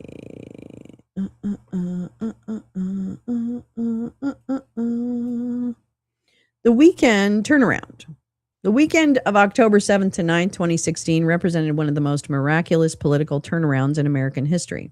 Within 48 hours, Donald Trump not only survived 2 massive scandals, either of which would have ended anyone else's hopes of the presidency, he used them to kickstart an operation that destroyed Hillary Clinton's campaign. I think it worked because there were so many people willing to go along with it. And if people had actually stood up to him, we wouldn't be here. Getting to the bottom of what actually happened during this period is crucial because until we collectively absorb how America made such a colossal error as electing Donald Trump twice, we will never be able to move forward constructively. In my view, the Russian backed operation to wage cyber and psychological warfare against American citizens and Hillary Clinton, objectively the most qualified candidate to ever run for president, makes everything that followed morally, if not legally, illegitimate. There are at least 5 major stories breaking the weekend starting Friday, October 7th, 2016, an absolute explosion of news, commentary, and social media propaganda that made it all nearly impossible to follow. To review, this is what hundreds of millions of Americans actually witnessed. Friday, 10/7, 3 p.m., the Office of the Director of National Intelligence and DHS jointly publish a warning to the American public that they assess with high confidence Russian intelligence is interfering with the election and is specifically responsible for hacking Democratic National Committee emails being distributed by DC Leaks and WikiLeaks. 4:03 p.m., the Washington Post releases the Access Hollywood tape featuring the Republican candidate president bragging about sexual assault. 4:30 p.m., WikiLeaks publishes the first tranche of Russian-hacked Podesta emails. Importantly, this was just the start. WikiLeaks intended to draw the material out from day one. More releases followed daily through the end of October. 4:50 p.m., Trump releases a statement that already shows the counter strategy. This was locker room banter, a private conversation that took place many years ago. Bill Clinton has said far worse to me on the golf course. Not even close. I apologize if anyone was offended. Midnight, Trump releases another attack video disguised as an apology. Bill Clinton had actually abused women. We will be discussing this more in the coming days.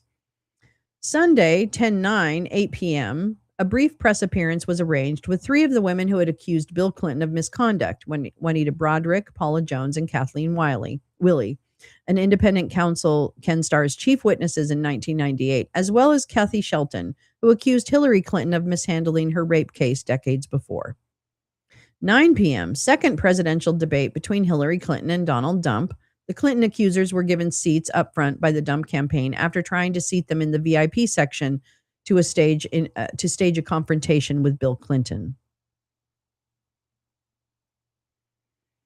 As any casual observer might note, this is an extremely unusual sequence. By 4:30 p.m. Friday, after watching the Access Hollywood tape and hearing the U.S. government say Russia is helping Trump, many people naturally felt his campaign was over and that Trump would have to drop out or lose spectacularly. But that didn't happen. There was a rescue plan already in place.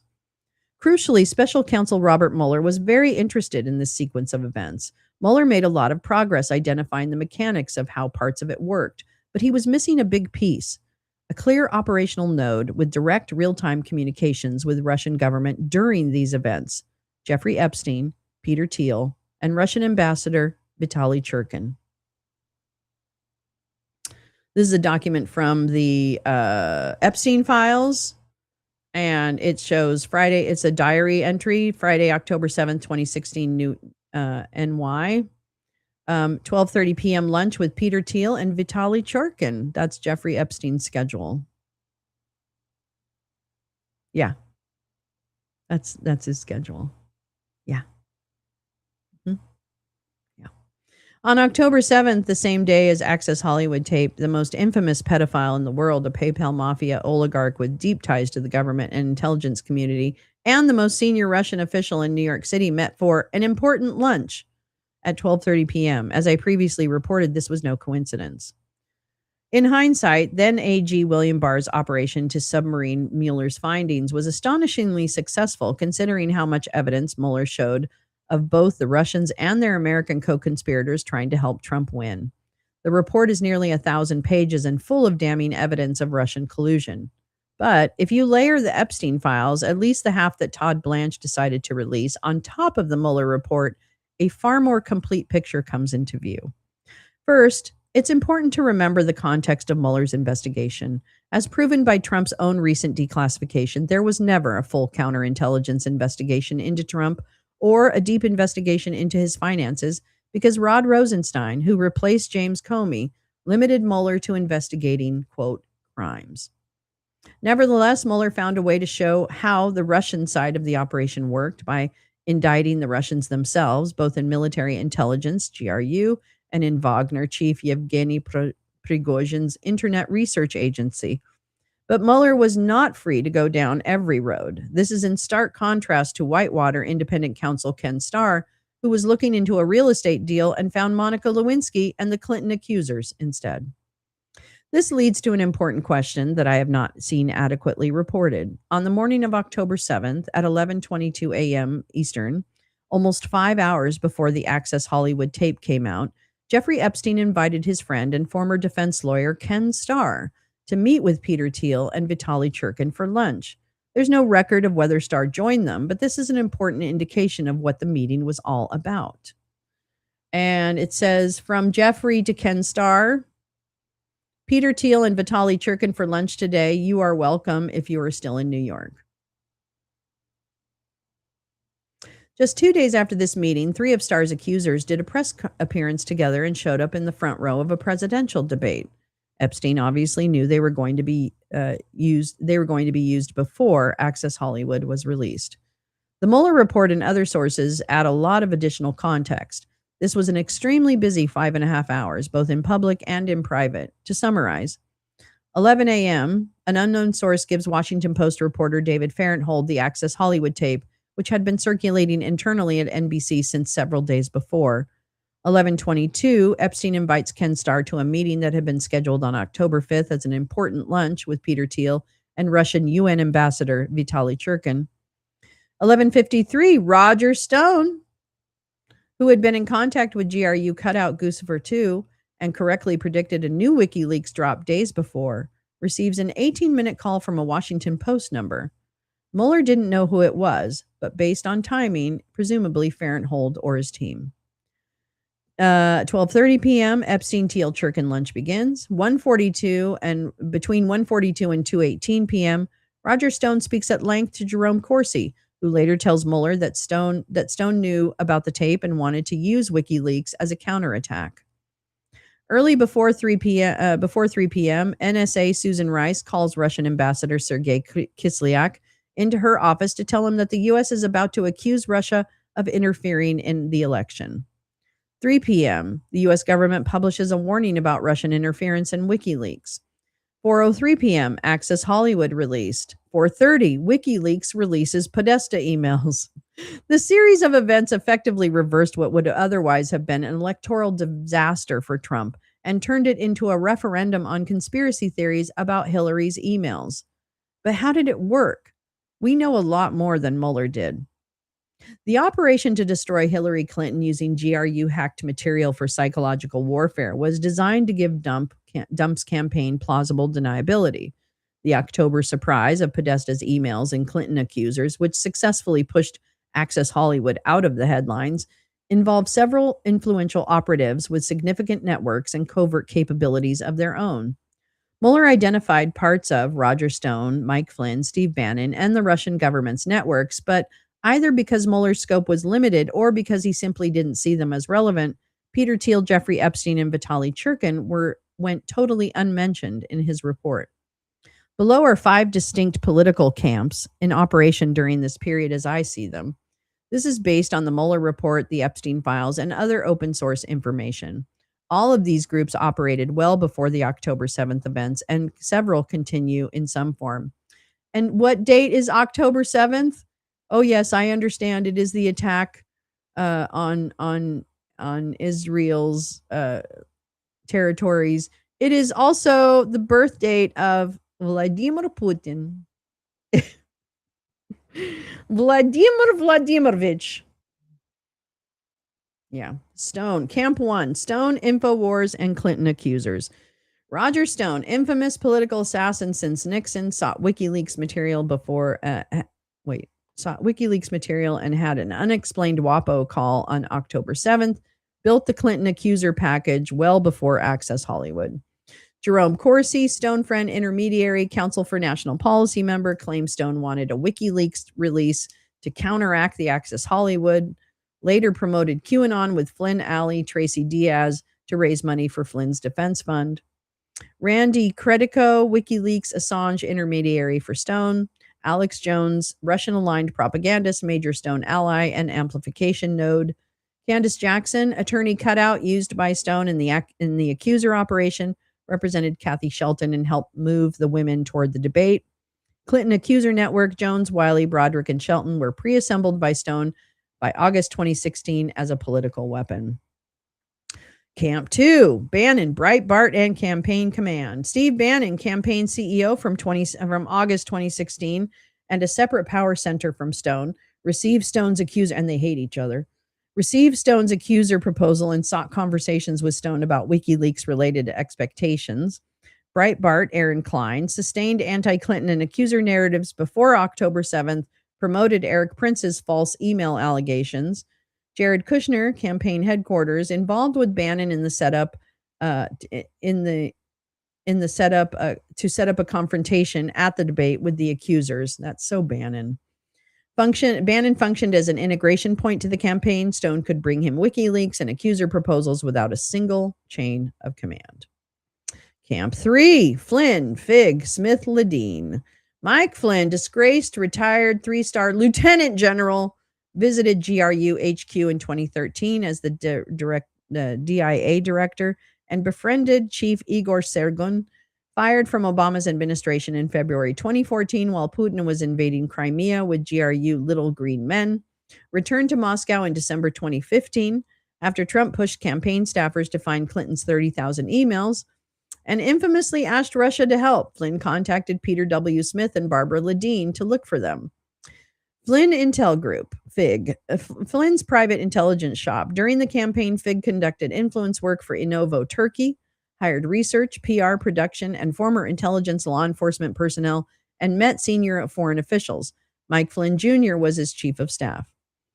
Peter Smith, KLS Research, longtime anti-Clinton operative who already knew Flynn, formed KLS Research, raised money, recruited technical participants, and pursued Russian hackers to find Clinton's deleted emails, including hiring neo-Nazi troll Chuck Johnson. Smith died of an apparent suicide in 2017 with a note that read, "No foul play whatsoever." Barbara Ledeen and Michael Ledeen, separate Flynn-linked acquisition branch. Barbara purported Clinton emails and later claimed access to a dark web cache.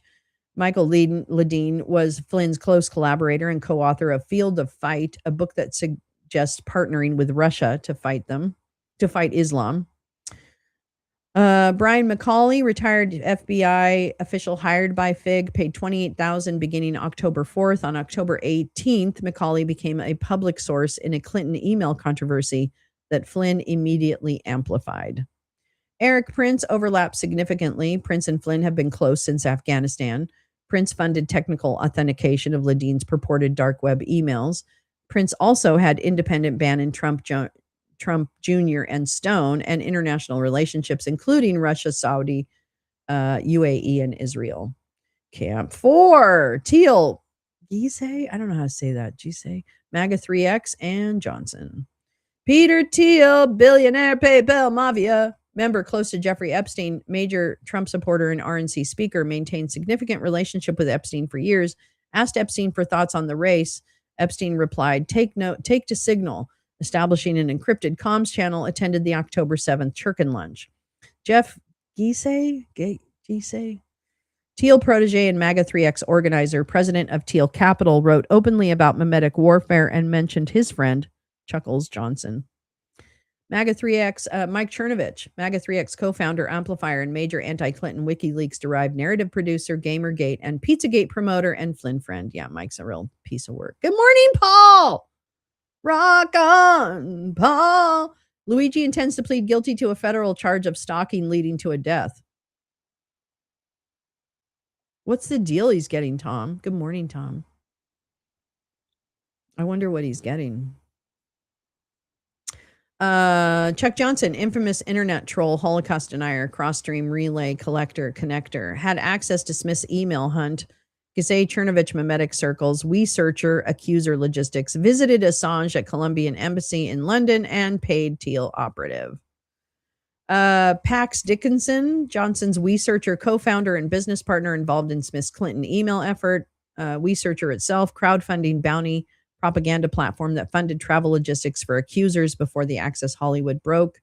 MAGA 3X is a domestic social media mobilization amplification PSYOPs network active before, during, and after the Podesta releases, created Pizzagate, Members include Jack Pussybitch, Tim Baked Alaska Gionet, Milo Yiannopoulos, Microchip, and James Brower, the original Q posters, Mike Flynn Jr., and Joe Biggs. Mike Flynn Sr. was a major MAGA 3X promoter, is still online and on the dump campaign. Flynn coined them digital soldiers. Camp 5, Russian state GRU IRA, WikiLeaks.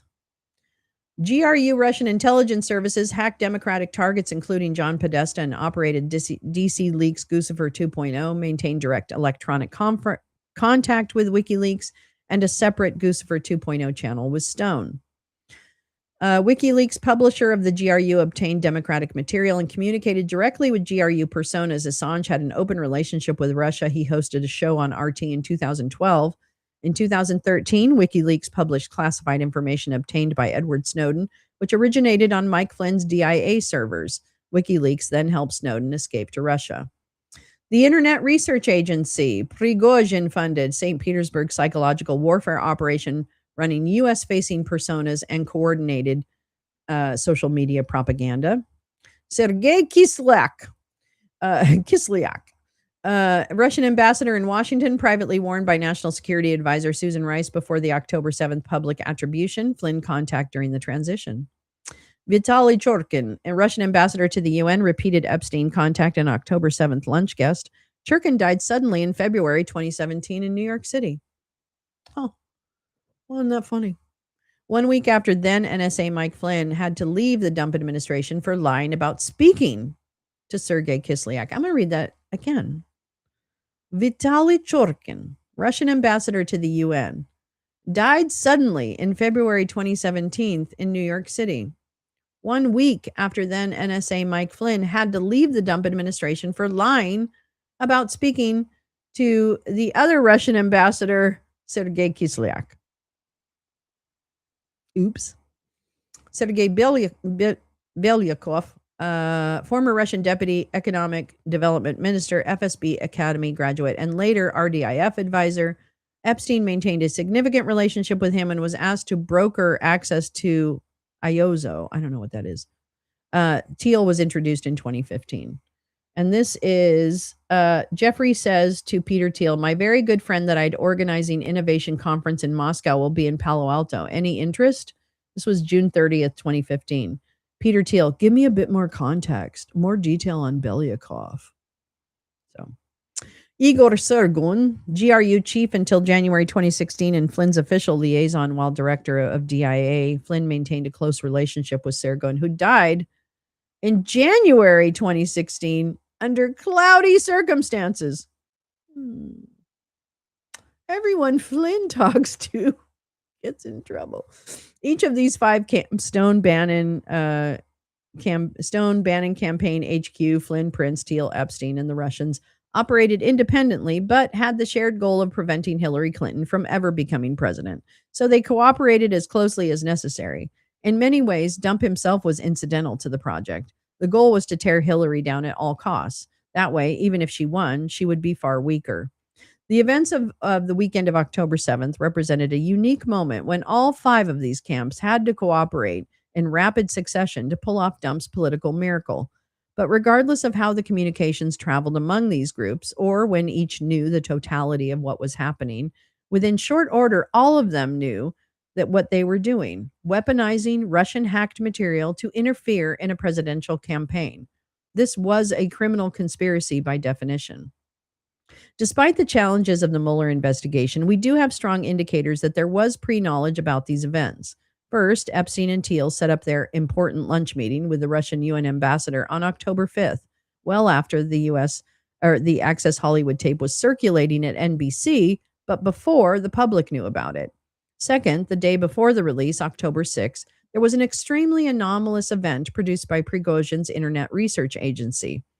The psychological warfare operation manned by Russian trolls in St. Petersburg operated on both sides of the political spectrum to attack Hillary.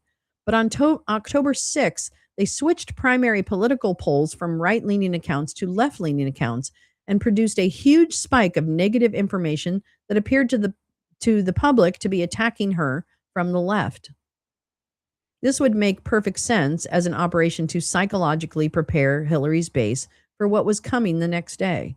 This kind of surge would have had the effect of oversensitizing the electorate to negative information about Hillary while making the damning evidence against Trump seem less important and damaging. Quote, October 6, 2016. This day was the maximum day for English language IRA output since very early in 2015, and it was by far the maximum day for the left trolls. In addition to being a spike,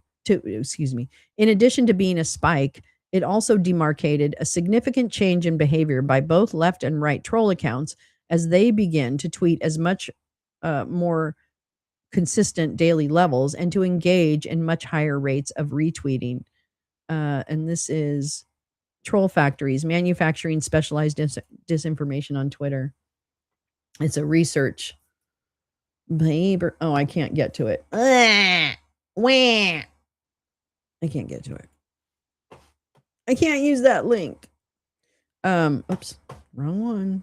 And so I guess this shows you, this is research generated by troll. I don't know who's generating that report. I apologize. I can find it. How did he die? I don't know. I don't know how he died. We could look it up. Also, his lawyers will bring up double jeopardy with his state. What do you mean? Oh, you mean the Luigi. These are hourly tweets by English language accounts by account type. And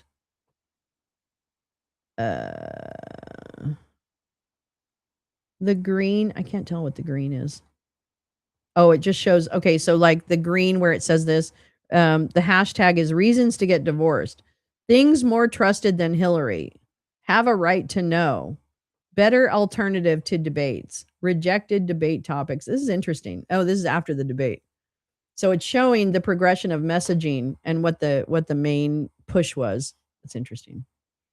It also was very clear from Jeffrey Epstein's emails that this had been the plan for months. Epstein had contacts with a number of hackers, including Black Hat Vincent Iozzo, who sent Epstein the first drop of DNC hacked material within hours of its release in June 2016.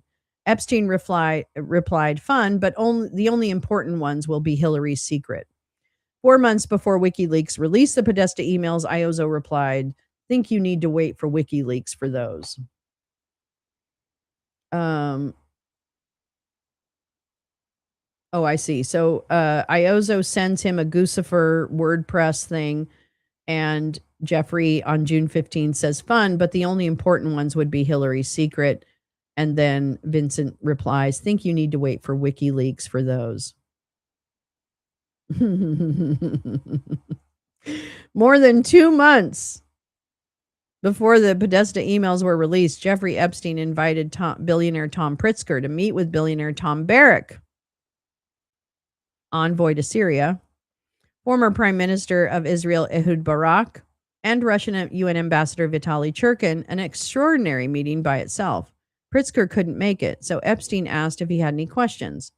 Pritzker, how close will the race need to be for Russians to give us an October surprise, of which Hillary's emails was most entertaining? I don't get that. Let's see. Do you know? Okay, let me do this. So Jeffrey is writing to Tom Pritzker, and he says Churkin, Barak. So Ehud Barak, Tom Barrack, Vitaly Churkin. Tom Pritzker says, you win, I lose. Jeffrey says, questions you would like posed in your absence? I don't recall. Do you know Tom Barrack well? Tom Pritzker, don't know him well. Questions. Erdogan, his goal is to consolidate power. Will he use nationalism or Islamism as his rallying cry within Turkey, Syria? What are Russia's interests in Syria? Iran, will nuclear deal hold or break down? White House, how close will the race need to be for Russians to give us an October surprise? Which of Hillary's emails was most entertaining? This is June. No, sorry, this is August. This is August of 2016. They all knew what was going on. They all chose to cooperate with the Russian-backed sabotage of a candidate for president of the United States, a covert operation happening behind the back of American electorate. Seen as the trigger event for the last decade of American chaos, this was the worst political crime since the Civil War. In the end, Mueller did not indict any Americans for this conspiracy to interfere, successfully as it turned out, with the presidential election. He did not indict any Americans for cooperating with a foreign government. Instead, the handful of Trump operatives Mueller did indict, including Mike Flynn, Roger Stone, Paul Manafort, Rick Gates, and George Papadopoulos, were charged with lying to the FBI, obstruction, or financial crimes. Mueller punted. Mike Flynn and Roger Stone successfully evaded any punishment whatsoever. Their dual pardons after Trump lost in 2020 freed them up to try and steal another election, this time through violence on J6. Nevertheless, Merrick Garland and Joe Biden's DOJ ignored them entirely for 4 years. That's them holding up their pardons.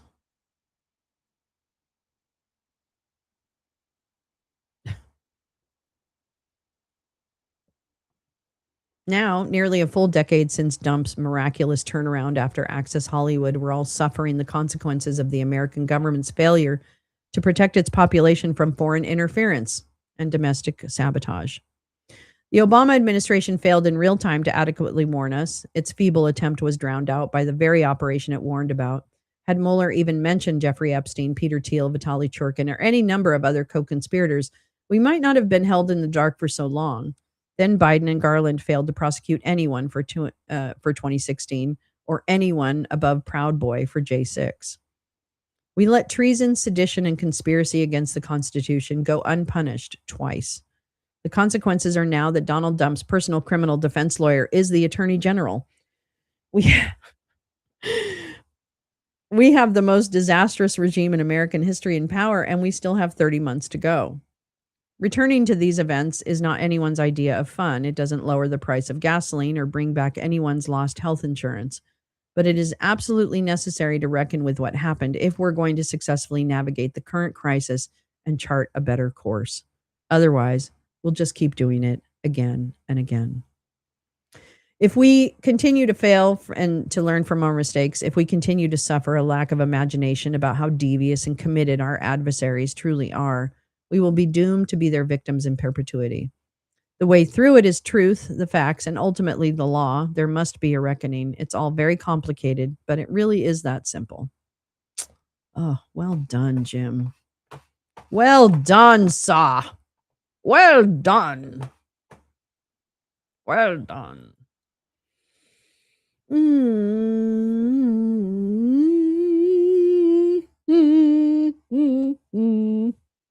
Well, except for in the case of Anthony Fauci. Epic failure of our justice system. Epic. Epic.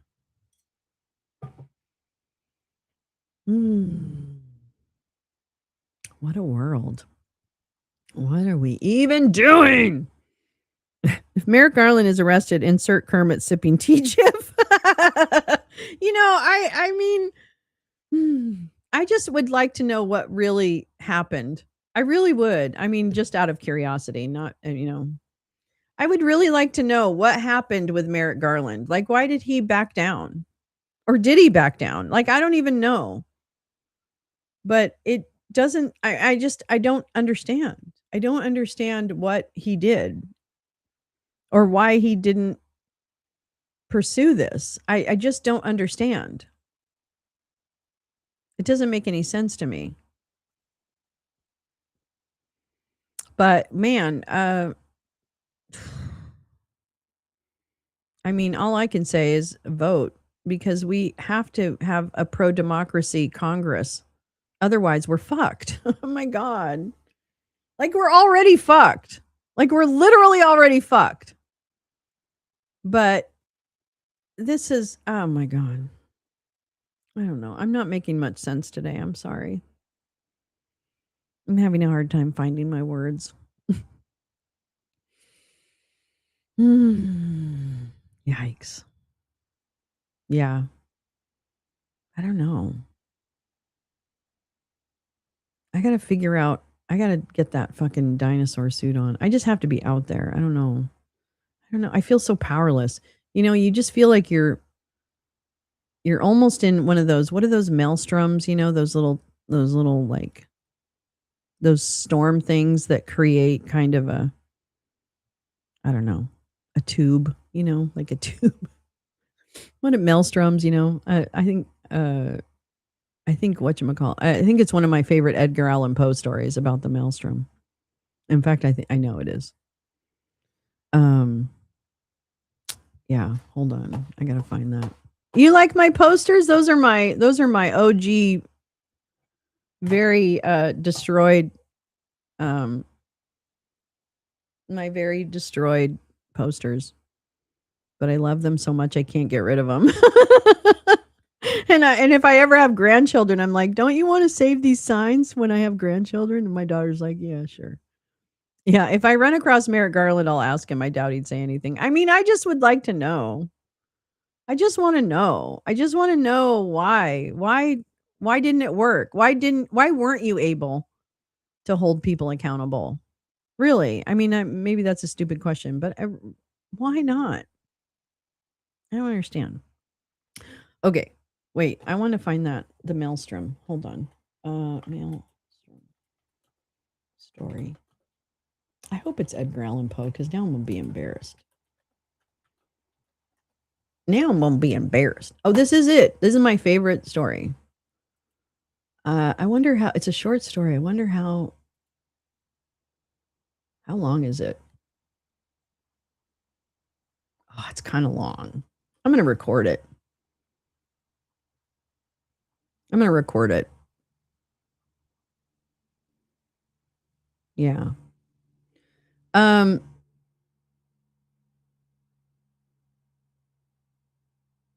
Here we go. I'll just read the last part of it. A Descent into the Maelstrom by Edgar Allan Poe. It's one of my faves. I dig it. Okay, I'll make it bigger. Don't worry. I know it's teeny tiny. It's teeny tiny. This is from Poe Stories. Okay, let me read this last one. Hopefully it works. The result was precisely what I had hoped it might be. As it is myself who now tell you this tale, as you see that I did escape, and as you are already in possession of the mode in which this escape was effected, and must therefore anticipate all that I have farther to say, I will bring my story quickly to conclusion. It might have been an hour, or thereabout, after my quitting the smack, when having descended to a vast distance beneath me, it made 3 or 4 wild gyrations in rapid succession, and bearing my loved brother with it, plunged headlong at once and forever into the chaos of foam below. The barrel to which I was attached sunk very little farther than half the distance between the bottom of the gulf and the spot at which I leapt overboard, before a great change took place in the character of the whirlpool. The slope of the sides of the vast funnel became momently less and less steep. The gyrations of the whirl grew gradually less and less violent. By degrees, the froth and the rainbow disappeared, and the bottom of the gulf seemed slowly to uprise. The sky was clear, the winds had gone down, and the full moon was setting radiantly in the west, when I found myself on the surface of the ocean, in full view of the shore of Lofoden, and above the spot where the pool of Moskostrom had been. It was the hour of the slack, but the sea still heaved in mountainous waves from the effects of the hurricane. I was borne violently into the channel of the Strom, and in a few minutes, was hurried down the coast to the grounds of the fishermen. A boat picked me up, exhausted from fatigue, and now that the danger was removed, speechless from the memory of its horror. Those who drew me on board were my old mates and daily companions, but they knew me no more than would have known a traveler from the spirit land. My hair, which had been raven black the day before, was as white as you see it now. They say that the whole expression of my countenance had changed. I told them my story, and they did not believe it. I now tell it to you, and I can scarcely expect you to put more faith in it than did the merry fishermen of Lofoden. I love that story. I'll record the whole thing because it's a great story. It scared the hell out of me when I was a kid. Anyway, that's Descent into the Maelstrom. And it very much feels like that. Feels like we're in a maelstrom. Yeah. Yeah. Hmm. Yeah. I don't want to leave, but I don't have anything else to read to you. Can we just hang out here all day? So tonight, wait a minute. Oh, what am I even talking about? Tonight. Oh, it's fucking Friday again, y'all. It's fucking Friday. And guess what tonight is? Trivia. I might try and do it out on the patio. I don't know. We'll see. I'll see. Maybe I might get lazy. I'll be honest with you. I might get real lazy, but we're definitely doing trivia tonight. So I hope you join us for that.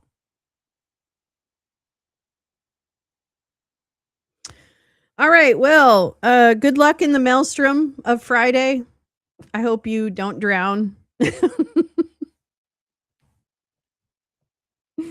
I hope none of us drown. And thank you so much for spending all this time with me. I really appreciate it every morning. I hope it just adds something to your day. I don't know, adds anything, distraction, background noise. I don't care what it adds, but I'm just grateful that you let me kind of do this and make me feel like I can do it. Yeah, you can finally go to trivia. You're back. The glue gun warrior. She's gonna bring her glue gun tonight. The glue gun warrior. She's gonna make that trivia right. Yeah. Badger! I love you, Badge. I'm so glad you're listening. I love you, girl. My Canadian girl. Canadian girl. You will? Fabulous, Jeff. Can't wait. Can't wait. She's the glue gun warrior. And she's gonna have her glue gun tonight. That's a great song. Oh my God. The hits just keep coming. Can't even handle it. All right. I love you guys. Really, have the best Friday. If I don't see you tonight, I hope I see you soon. And Saturday, we are going to play the movies we were supposed to send. Oh, look at the heart. We're going to play the movies tomorrow night on Discord that we were going to play last week before I got invited to dinner, which doesn't happen often. So I need to be able to, I need to go to dinner with people. I don't have that many friends. So anyway, yeah, thanks for that. But yeah, tonight trivia, tomorrow night movies, and all cool. Oh, appreciate you. I love you too, Tom. We'll be listening with Cali Fam to show next week. Be careful, be safe on those roads, okay? Clark, I think HRC, Podesta, and others should sue regarding Pizzagate and Q, although that may not align with the Sullivan Doctrine. I don't know. It's an interesting idea. I mean, I don't know. How's that work? Why haven't they? I wonder. I don't know. Well, anyway, I guess we'll find out. All right. Bye, y'all. I'll see you later. I'll see you tonight. Hopefully. I hope you are able to come with us and visit. But anyway, other than that, I'm going to send you off with a little more peaceful music and a little space flight. All right. All right. Bye.